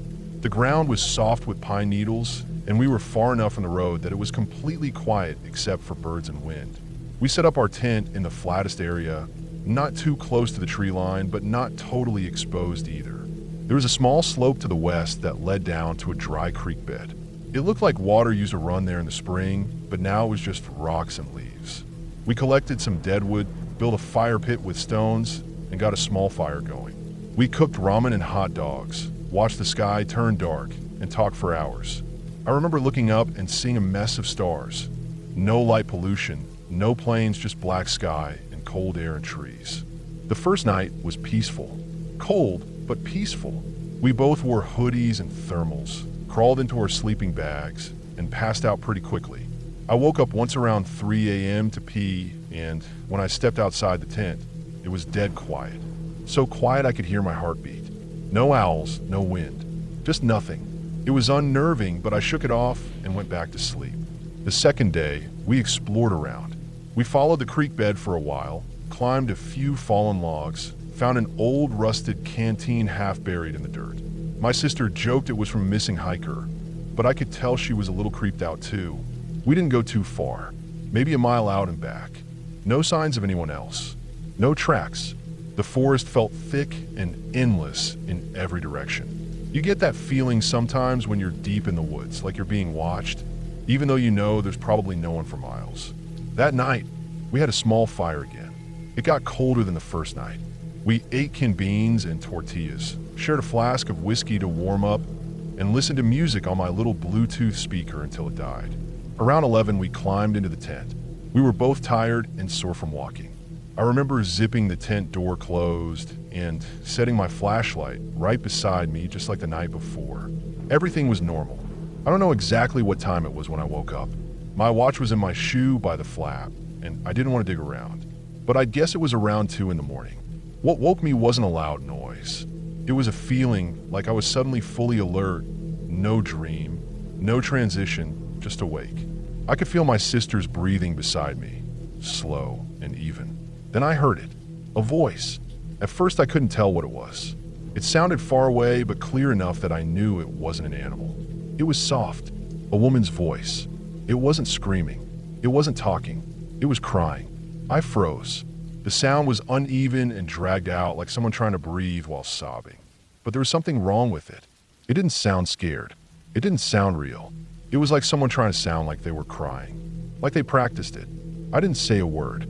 I just stayed still and listened. After maybe 10 or 15 seconds, my sister shifted beside me.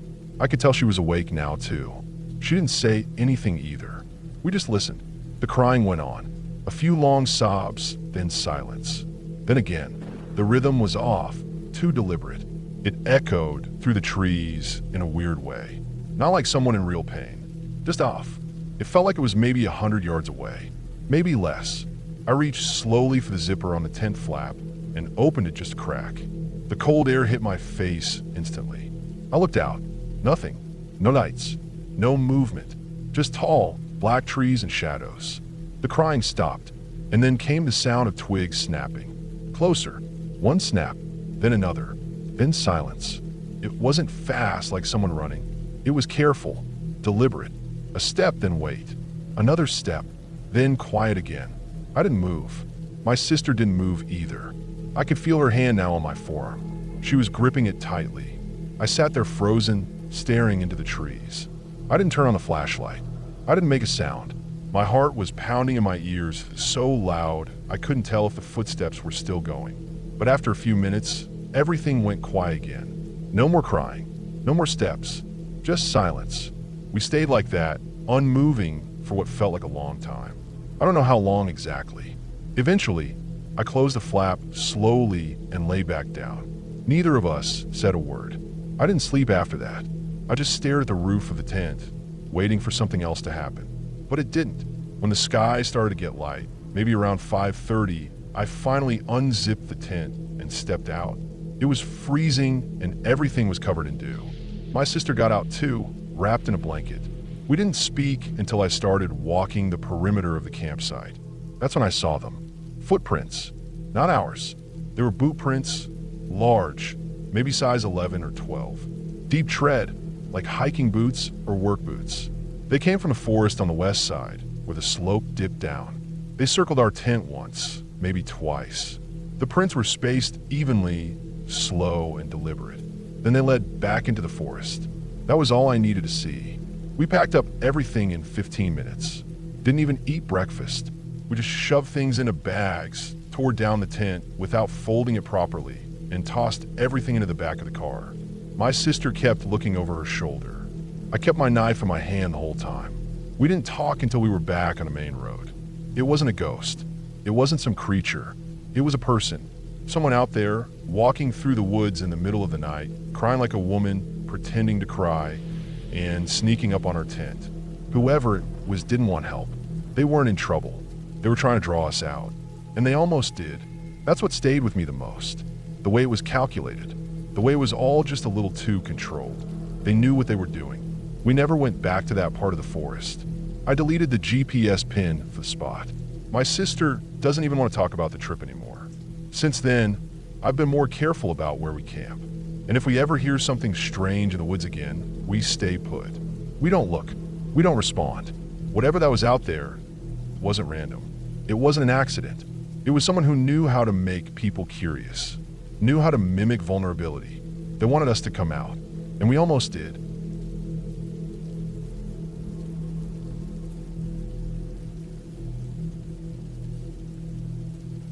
I've always liked walking at night. The quiet, the stillness, the way the world feels like it's paused for a bit. I don't live in a dangerous area or anything, just a quiet suburban neighborhood with rows of similar-looking houses, trimmed lawns, and motion-sensor porch lights. I used to take walks around 10 or 11 p.m., usually after watching a movie or finishing work. It helped me clear my head. I never carried anything, not even my phone sometimes, just keys in my pocket and maybe a hoodie if it was cold. It felt safe.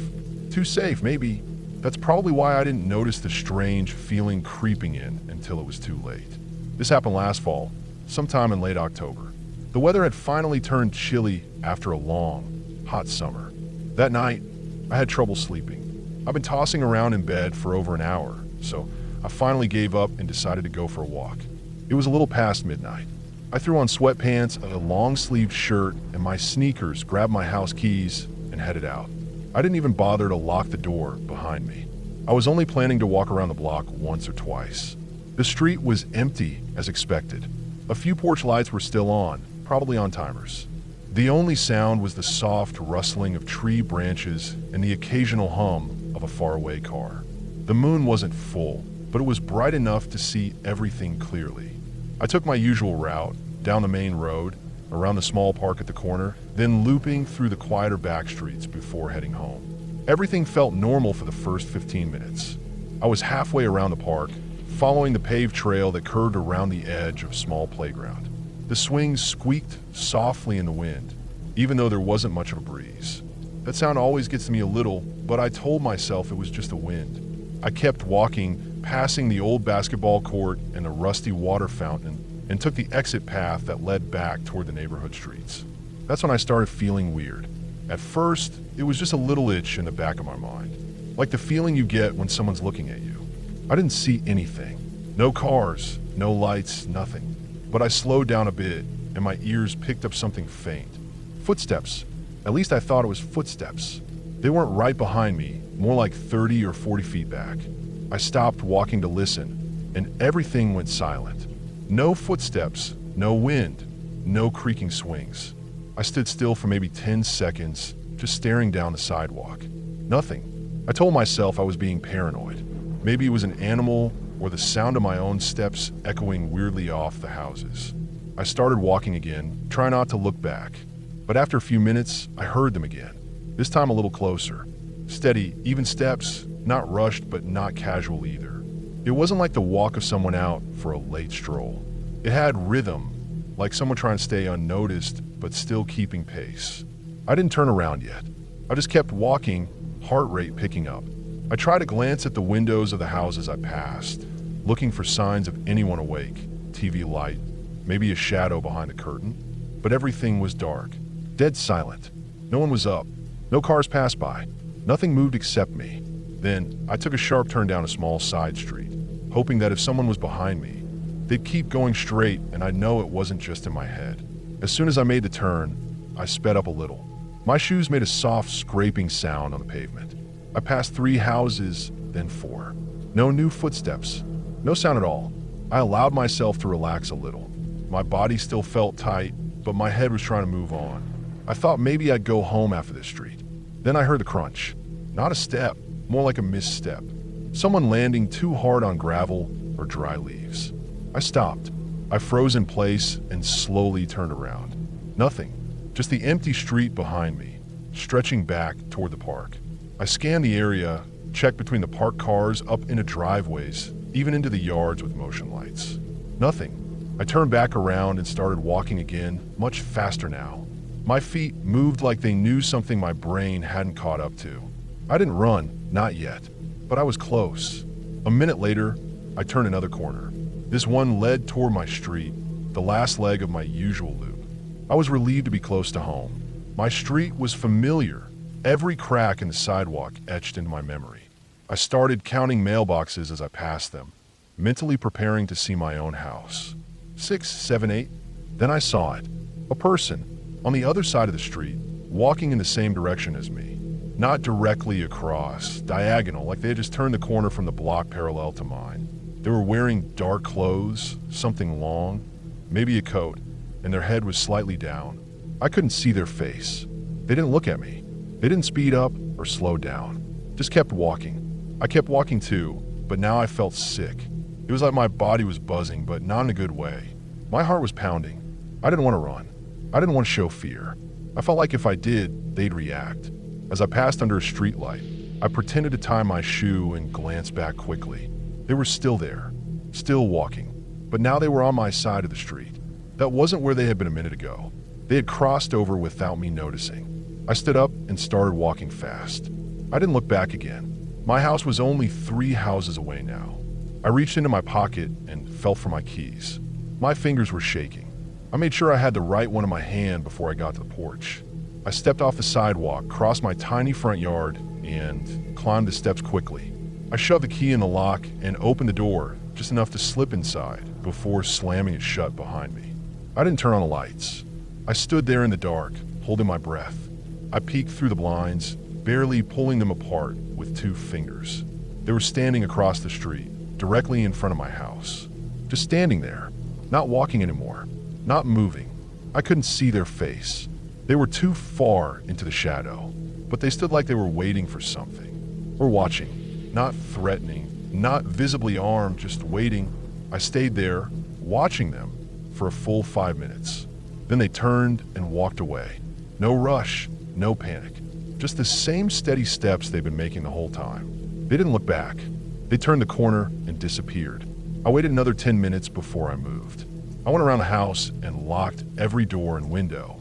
I turned on every light. Then I sat in the living room with my back to the wall and listened. I didn't hear anything else that night.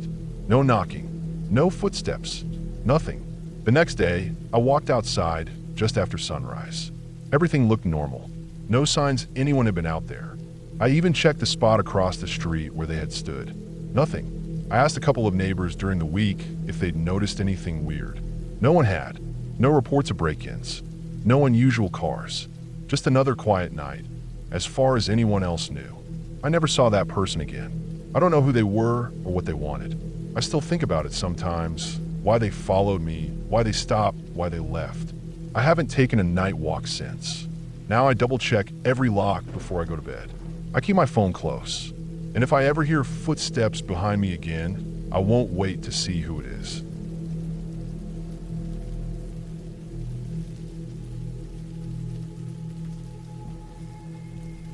I don't usually go into the woods alone, especially not at night.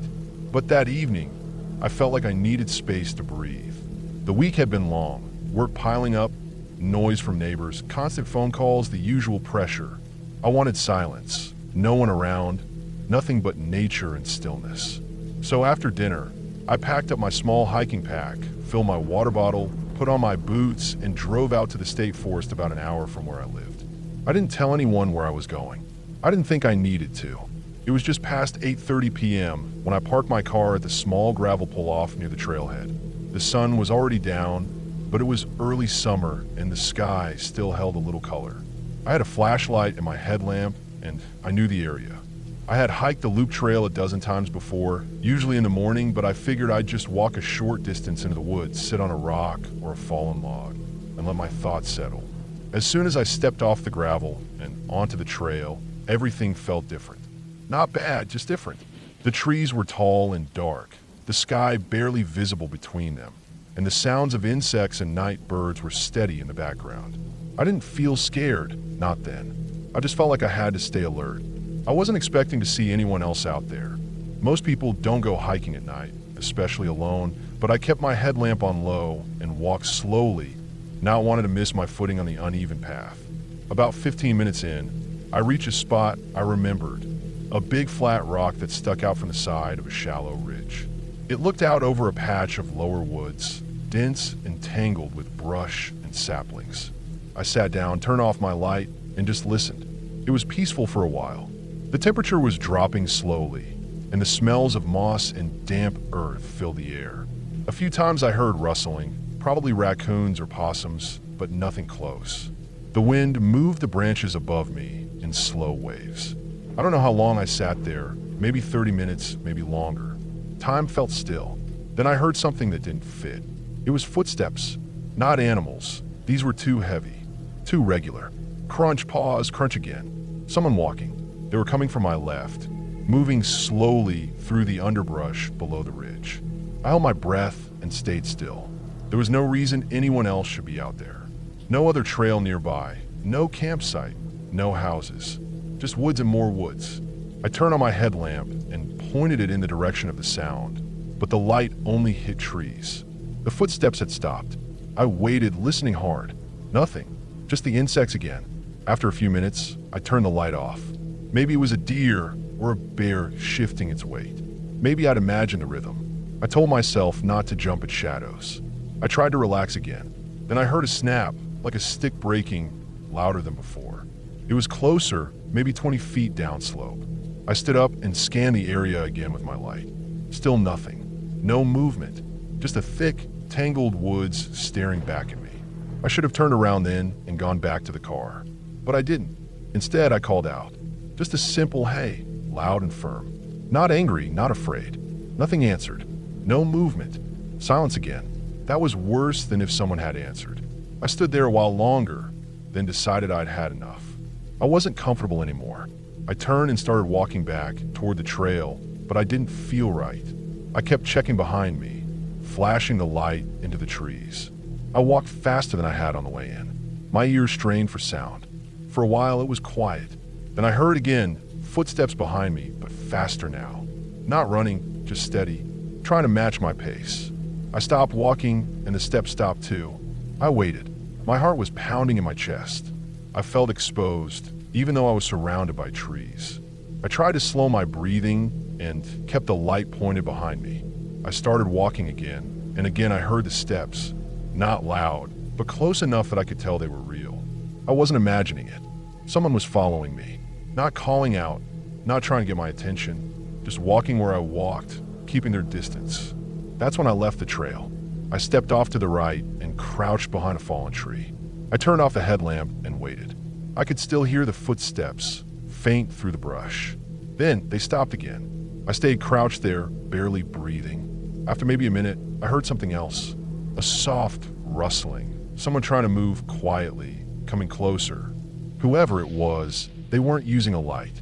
They knew their way around, or they didn't care about tripping over roots and rocks. I backed up slowly, trying not to make noise. I didn't want to run unless I had to. My hands were shaking.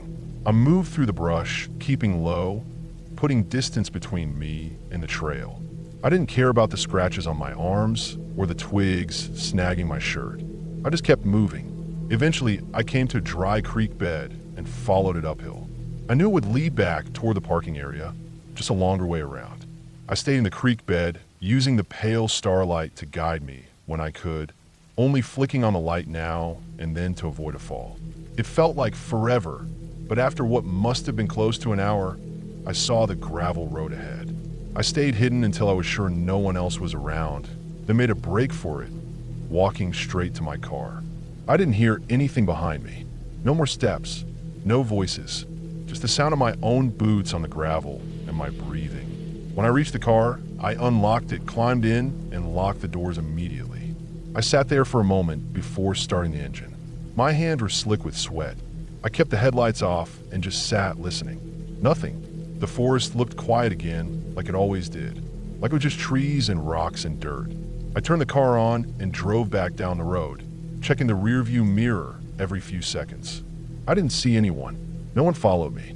The highway was empty. By the time I got home, the sun was just starting to rise. I never told anyone about that night. What would I say? That someone followed me in the woods? That they didn't speak, didn't try to take anything, didn't even show themselves fully? It felt too strange to explain. But I never went hiking alone again, especially not at night. I don't care how familiar the trail is. I don't care how quiet my mind needs to be. That night taught me something I can't forget. Not everything in the woods wants to be seen, and not everything out there is just passing through. Some things wait, some things follow, and you'll never know why.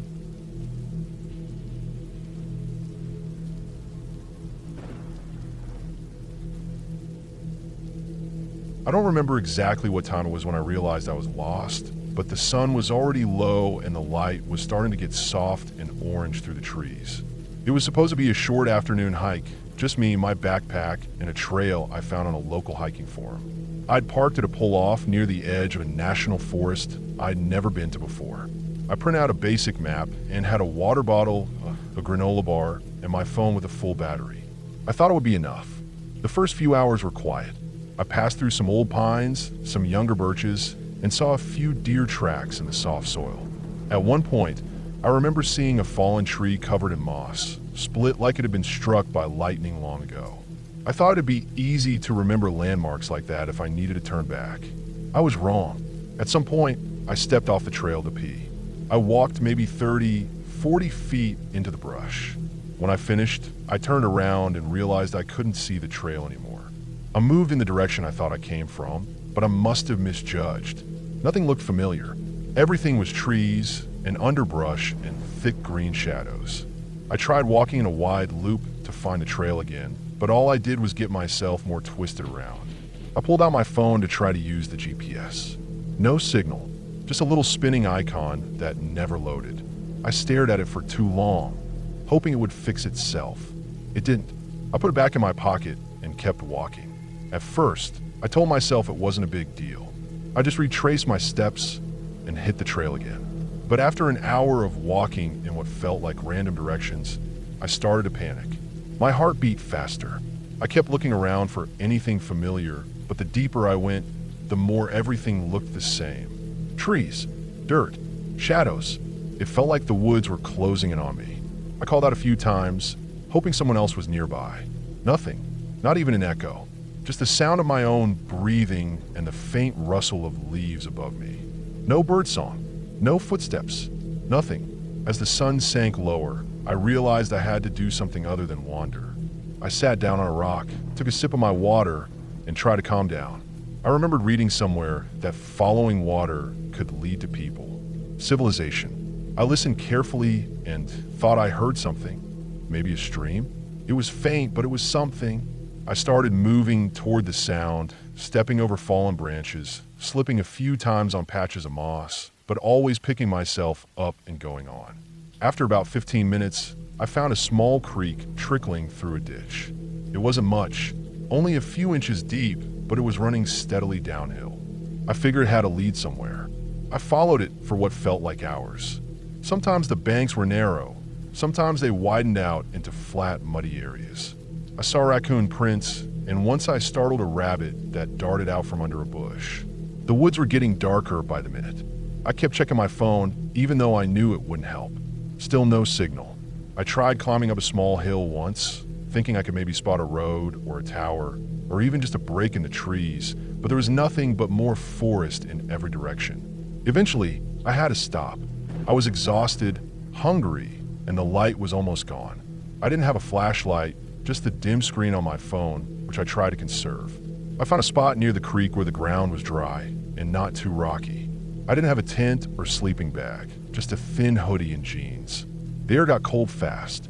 I spent that night sitting against a tree, arms wrapped around my knees, trying to stay warm. I didn't sleep. I kept hearing things in the dark, branches snapping, leaves rustling, an owl hooting somewhere in the distance. Every little noise made me flinch. At one point, I thought I heard something big moving through the underbrush, but I couldn't see anything. The cold was the worst part. My fingers went numb. My teeth chattered. I tried to keep my legs moving so I wouldn't cramp up, but everything hurt. I felt completely alone. Time didn't move. The darkness stretched on forever. When the sky finally started to lighten, I stood up slowly. My legs were stiff, and I felt dizzy. But the creek was still there, still flowing, and I knew I had to keep following it. I kept moving, one slow step at a time. I stopped a few times to drink from the creek directly, even though I knew it wasn't safe. I didn't care. I was thirsty and desperate. Around midday, I saw something through the trees that made me stop in my tracks. A plastic bag. It was tangled in some branches near the bank. A bag didn't grow in the woods. Someone had left it there. I scrambled toward it, and just beyond, I saw more signs: an old soda can, a candy wrapper, a patch of tire tracks in the dirt. I started yelling. I didn't care how loud I was. I yelled until my throat hurt. I followed the tire tracks, stumbling, slipping in the mud, but I kept going. After maybe 15 minutes, I saw a wooden post in the ground, then a rusted metal gate. Beyond it, a dirt service road. I cried when I stepped onto that road. I didn't even notice how hard I was crying until I tasted salt in my mouth. I sat down right there in the dirt. I knew it wasn't over. I still had to find someone, but I was out of the woods. Literally. A while later, I heard a truck engine. I jumped up and waved my arms like crazy. It was a Forest Service vehicle, one of those white pickups with a logo on the door. The guy inside stopped and rolled down the window. He looked surprised to see me, asked if I was okay. I nodded, even though I probably didn't look okay. I could barely talk. My voice was hoarse and my lips were cracked. He gave me water and a granola bar from the glove box. I didn't even chew, just swallowed. I told him I got lost, that I'd been out there all night. He radioed someone and gave me a ride back to their ranger station. They had a bathroom, a couch, and a blanket. The woman at the desk called for help and gave me something hot to drink. I sat there wrapped in the blanket, shivering, but I was safe. Later that evening, I got a ride back to where I'd left my car. It was still there, dusty but untouched. I drove home on shaky legs, hands gripping the steering wheel tight the whole way. It took a while to stop replaying everything in my head. I kept thinking about the moment I stepped off the trail. How easy it had been. How fast it all went wrong. I told myself I was lucky. I didn't break anything. I didn't get bitten by a snake or attacked by a bear. I found water.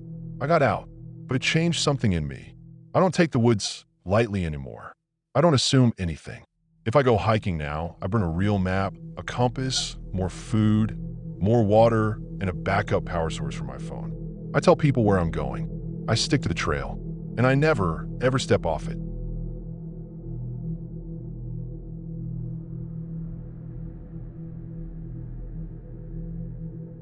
I have been working nonstop for months, and after a hard breakup and a lot of stress at work, I needed to get away from everything.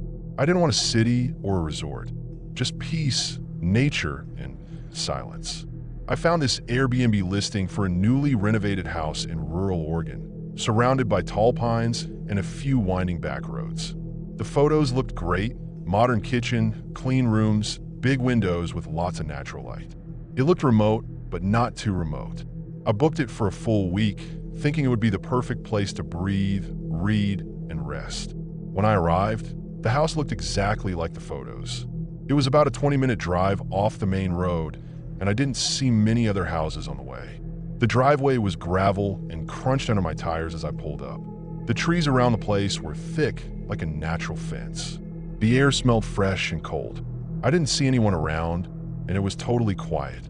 The front door had a keypad lock, and the code the host sent worked fine. Inside, it smelled like new paint and wood. Everything was clean and minimal: white walls, wood floors, new appliances. I walked from room to room, flipping light switches, checking for cell signal.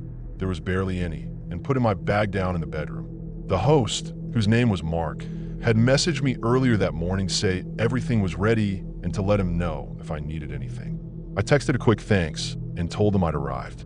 I didn't hear back, but I figured he was just busy. The first few hours were great. I made tea, unpacked, read a little. I lit some candles, opened a window, and just listened to the wind and birds. It was exactly what I needed. That night, I cooked pasta, watched a movie I had downloaded, and went to bed early. The next day was quiet too. I went for a walk along the narrow road that curved past the property. There weren't any sidewalks or trails, but I didn't see a single car. I sat outside on the porch for a while, just watching the trees move. It was so quiet that I kept catching myself listening too hard, like my brain wasn't used to the lack of noise. Around late afternoon, I heard a knock at the door. A loud, quick knock. It startled me because I hadn't seen or heard a single person in over a day. I looked out the peephole and saw a woman, maybe in her 40s, messy hair, wearing a heavy coat. She looked not homeless, but definitely not put together. She kept looking behind her like she was checking if anyone followed her. I didn't open the door. She started speaking loud through the door, saying she was sorry to bother me, but that the house was hers. She said she had just gotten back into town and saw the lights on. She looked like she was trying to keep calm, but her voice was shaky. She said the house had been hers for years and that her ex had no right to rent it out, that the sale wasn't final and there was a legal case still happening. I just stood there, frozen, unsure what to say or do. She knocked again and said she didn't mean to scare me, but this was her home and she wanted to talk. I told her through the door that I had rented it and was just a guest. I said I'd contact the host. She didn't yell or threaten me. She just looked at the door, then looked around, and finally walked off the porch. She got into a car parked under the trees at the edge of the driveway and drove off slowly. I called Mark right away. No answer. I texted him what happened. A few minutes later, he texted back saying not to worry, that she was a disgruntled ex-wife trying to cause trouble and that she had no right to be there. He said she used to live there and there was a bad divorce, but the house was legally his and I was safe. It sounded a little sketchy, but I didn't know what else to do. I had nowhere else booked and I didn't want to overreact. I figured if she came back, I'd just call the police. That night, I kept all the lights on. I couldn't sleep well. Every small sound made me sit up in bed. At around 2 in the morning, I heard a noise outside. Not loud, just soft crunching like someone walking slowly on the gravel. I didn't look out the window. I couldn't move. It was quiet again. The next day, I stayed inside. I kept checking the windows, checking the driveway. Nothing. It was sunny and calm, and I felt like I was just being paranoid. I cooked again, showered, tried to keep myself distracted. But when it got dark, I felt that pit in my stomach again. Around midnight, I heard tapping. I froze in the living room, sitting on the couch with a blanket. It was coming from the back window, soft at first. Then it got louder. A knock, then another knock. I turned off the lamp. I crawled to the side of the window and peeked through the curtain. She was back. She was standing in the backyard, arms hanging down at her sides, face tilted up at the window. Her eyes moved slowly across the glass like she was trying to see me inside. Then she started saying my name, not screaming it, just saying it like she was calling for someone who got lost. She circled the house, knocked on another window, then another. She was moving slowly, steadily, like she had all night to do this. I called Mark again. No answer. I texted him, saying she was back and calling my name. No reply. I called the police. It took a while for the call to go through with the weak signal, but they said someone was on the way. I stayed crouched down behind the kitchen counter, listening to her walk around, tapping, calling.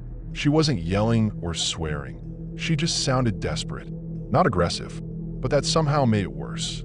It went on for almost half an hour. Then I heard her car start again and the sound of it slowly driving away. The cops didn't show up for another 20 minutes. They took a report and looked around, but didn't find anyone. They said it was hard to know what was really going on without proof of ownership. I showed them the Airbnb listing and messages from the host. They said they'd look into it. One of the officers told me, quietly, that there had been some weird property disputes in the area in the past, and that this wasn't the first time a situation like this had come up. He suggested I consider leaving early. I didn't sleep at all. I left all the lights on and sat on the couch until sunrise.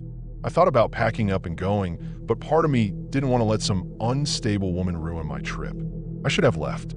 The next day was quiet again. No signs of her. No car. No sounds. I tried to enjoy the last full day, thinking maybe it was over. I showered that night around 10, trying to calm myself down and not be afraid of my own shadow. The water was hot, and I stayed in a little too long. I got out, wrapped in a towel, and as I opened the bathroom door, I saw something move in the hallway mirror. At first I thought it was just my reflection, but I turned, and she was there, inside the house, just standing at the end of the hallway. She didn't say anything. Her coat was soaked, and she looked exhausted, like she hadn't slept in days. I didn't scream. I couldn't. I just slammed the bathroom door shut and locked it, shaking. I called 911 again. I heard her walking, slow steps down the hall. She didn't bang or try to break in, just walked. Then I heard the front door open, and then silence. The police came again, this time with backup. They found her car parked off the side of the road, a few yards from the house. She was still nearby and didn't resist. She told them again that the house was hers, that she had the right to be there, but the sale hadn't gone through. It turns out she was telling the truth. The house was still under litigation. The ex-husband, Mark, had listed it without final approval. It had been a messy legal battle for over a year. Airbnb took down the listing within a day. I got a refund. I left that night and stayed at a motel near the highway. I still think about her face, how calm she looked. Not violent, not unhinged. Just completely certain that she belonged there and I didn't.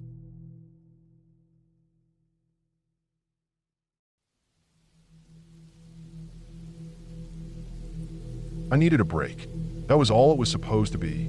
A short break from the noise of the city, the emails, the constant pressure to be available. I hadn't written anything worthwhile in months. I thought maybe if I got far enough away, somewhere quiet, somewhere dry and open and still, I could clear my head and finally get something down. I found this listing on Airbnb. A small Adobe-style house in the middle of the desert, maybe 40 minutes outside a tiny town I'd never heard of. The photos made it look clean, a little rustic but nice. The kind of place with big windows and no neighbors for miles. The host's name was Melissa. She had a good rating and responded quickly when I messaged her to ask about Wi-Fi. She said the connection was strong, the fridge was stocked, and she even had a little welcome basket waiting for guests. I booked 5 nights. The drive out there was long, hot, and mostly boring. I stopped in the last town on the way to grab some groceries, even though she said the fridge would have essentials. I didn't want to rely too much on whatever someone else thought essentials meant. I didn't see another car for the last half hour of the drive. Just stretches of dry flat land, rocks, hills in the distance. The house was where the GPS said it would be. A squat, sand-colored place with a faded red door and a metal roof.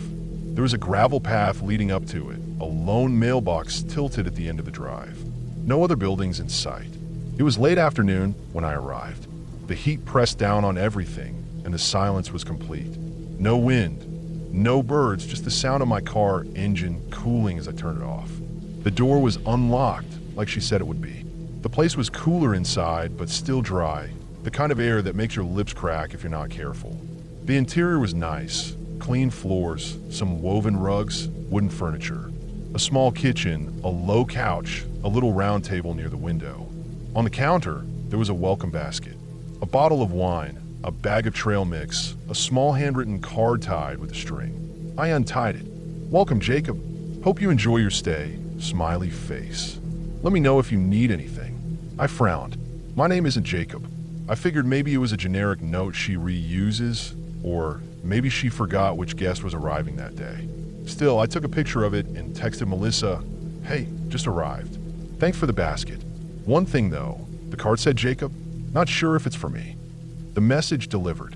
No reply. I set my stuff down and started unpacking. The fridge really was stocked: milk, eggs, fruit, bottled water, sandwich meat, even some yogurt cups.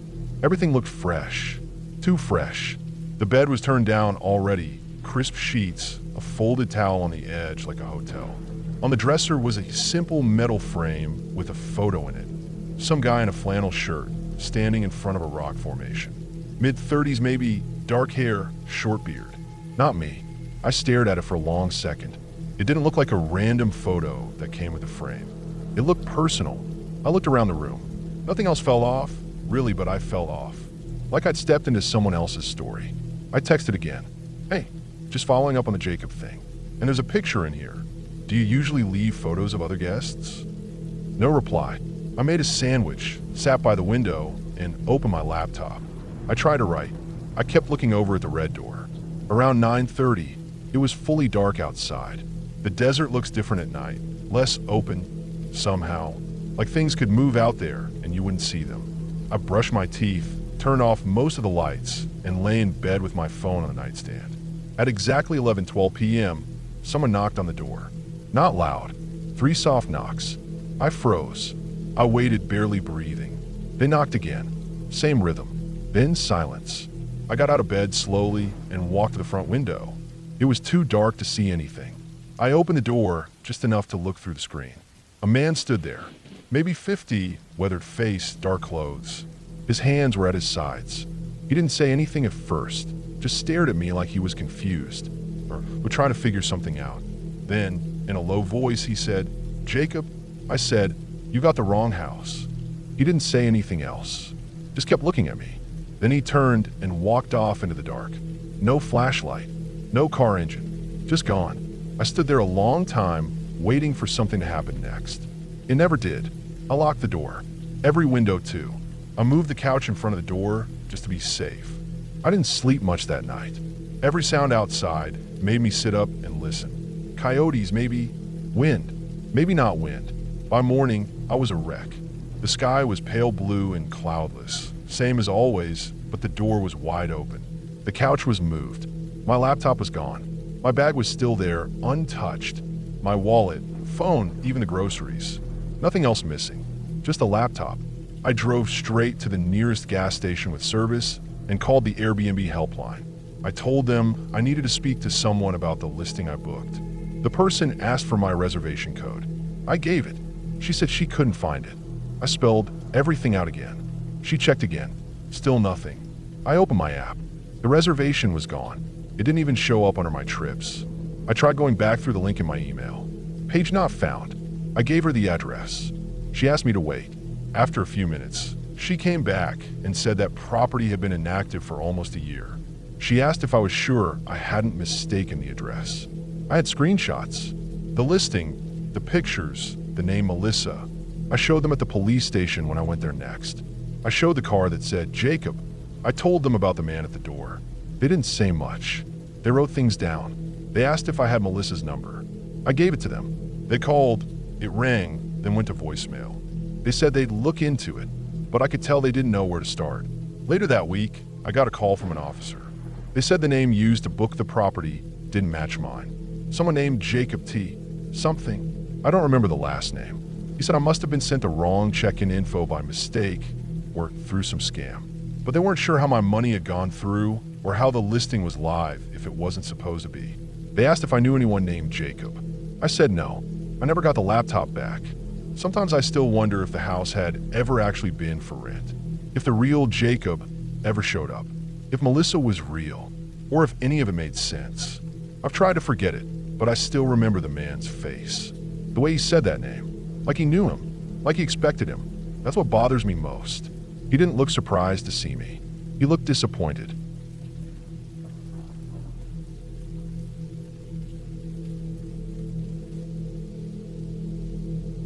Back in 2015, I was doing wildlife research for a college project in the Adirondacks. I was a biology major, and this was part of an independent study I'd gotten permission for. My focus was animal movement and behavior in less trafficked areas of the forest. I had permission from state biologists and a few local property owners to set up wildlife trail cams and log sightings, tracks, and droppings. My gear included a backpack with camera traps, notepads, batteries, a GPS, and food for the day. I usually hiked out early in the morning and returned before dusk. Most of the time it was boring, just lots of walking and waiting. But it gave me a kind of peace I liked. I'd done about 2 weeks of solo trips at that point and had gotten used to the routine. That day started like any other. I parked my car on a turnout near an old service road, double-checked my route, and started the hike. The path I was taking wasn't maintained anymore. It was more of a memory of a trail than a real one. I followed the tree markers and my GPS to stay on track. My plan was to reach a clearing about 5 miles in and set up 2 trail cams before heading back. I brought extra supplies in case I wanted to detour and check out a few stream beds for signs of beaver or coyote activity. About 3.5 miles in, I passed a tree with a red painted X on it. I paused there for a second because I hadn't seen any trees marked like that before. The paint was old, faded and cracked, but still visible.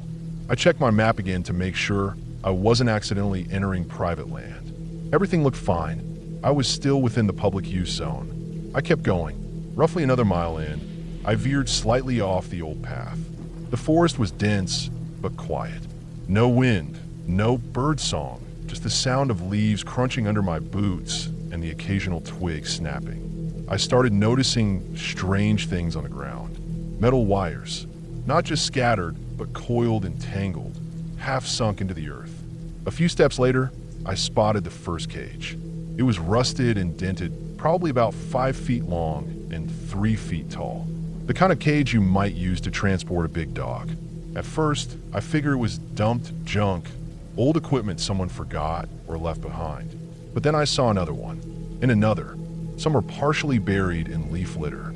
Others had tree roots growing through them. They were all weathered like they'd been there a long time, maybe years. A few were covered with what used to be tarps, now just shredded plastic hanging in strips.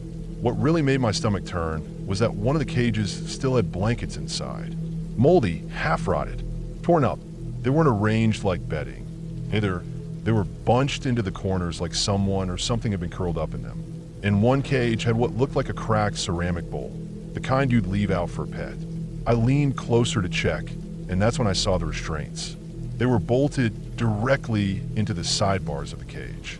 Heavy-duty metal loops with remnants of leather straps still hanging off them. Not something you'd use for an animal. Not casually, at least. This wasn't hunting gear. This wasn't trapping equipment. This was something else entirely. I stood there for a while trying to make sense of it. My heart was racing, but my brain was still in that weird, logical gear you go into when something doesn't fit. I took out my phone and snapped some pictures. Wide shots, close-ups, everything I could without getting too close. The air felt heavier, and I noticed the sounds of the woods had gone completely quiet. I hadn't realized how still everything was until that moment. No birds, no squiddies, nothing. Something about the silence made me uneasy, so I decided I'd seen enough and needed to get out. I turned around to retrace my steps. That's when I felt it, this prickling at the back of my neck, like someone was watching. I tried to ignore it and kept walking fast, trying not to look behind me, but I couldn't help it. Every few steps, I'd stop and listen, and I started hearing things. Footsteps, not regular like an animal, not the scurry of a deer or rustle of a raccoon. These were deliberate, one after the other. Crunch, pause, crunch, like someone trying to match my pace or stop when I stopped. But I couldn't see anything. Nothing moved behind the trees. I told myself it was paranoia, maybe a deer spooked by my scent, maybe echo from my own boots. But the feeling wouldn't leave. I could feel eyes on me. Cold sweat ran down my back, even though the air was cool. I kept walking. I wanted to break into a run, but I knew better. If I tripped or turned my ankle out there, I'd be completely screwed. So I walked fast but steady. Every time I passed a familiar landmark, a fallen log, a mossy boulder, I felt a tiny bit of relief. When I passed the tree with the red X again, I knew I was getting closer to safety, but that also made me feel worse. Why mark that tree at all? And what was on the other side of that line? By the time I reached the service road, my legs were burning and my pack felt twice as heavy. I was breathing hard, but I kept pushing. I was maybe 300 feet from my car when I stopped hearing the footsteps. Just silence again. My car was parked in the dirt lot just past a row of trees. I almost ran the last few steps, but when I reached my car, I froze. Something was wrong. The back driver's side door had 4 deep scratches on it. Not surface scratches like you get from keys or branches. These were gouged into the metal, deep enough to see the silver beneath the paint. 4 of them, almost evenly spaced, like someone had taken a metal rake or claws to it. I stood there staring for a long time. I looked around the lot. No other vehicles. No sign of people. I popped the trunk, shoved my gear inside, and got in the car. I locked the doors immediately. I didn't start the engine right away. I sat there shaking, trying to calm down, listening, but there was nothing. Eventually, I drove away. I didn't stop until I hit the highway an hour later. That night, I transferred the pictures from my phone and emailed them to a friend of mine who worked in law enforcement. I didn't say much, just asked if he'd ever seen anything like it, and told him where I'd been. A few hours later, I got a 1-line reply. Do not go back there. That was it. No explanation. No follow-up. I didn't go back. I ended the project early and wrote a paper using the data I already had. I avoided that whole section of the forest for the rest of the semester. For a long time, I didn't tell anyone else what happened. I wasn't sure how to explain it without sounding like I was exaggerating or imagining things. But I wasn't. I know what I saw. I know how it felt. I still have the photos saved in an old folder.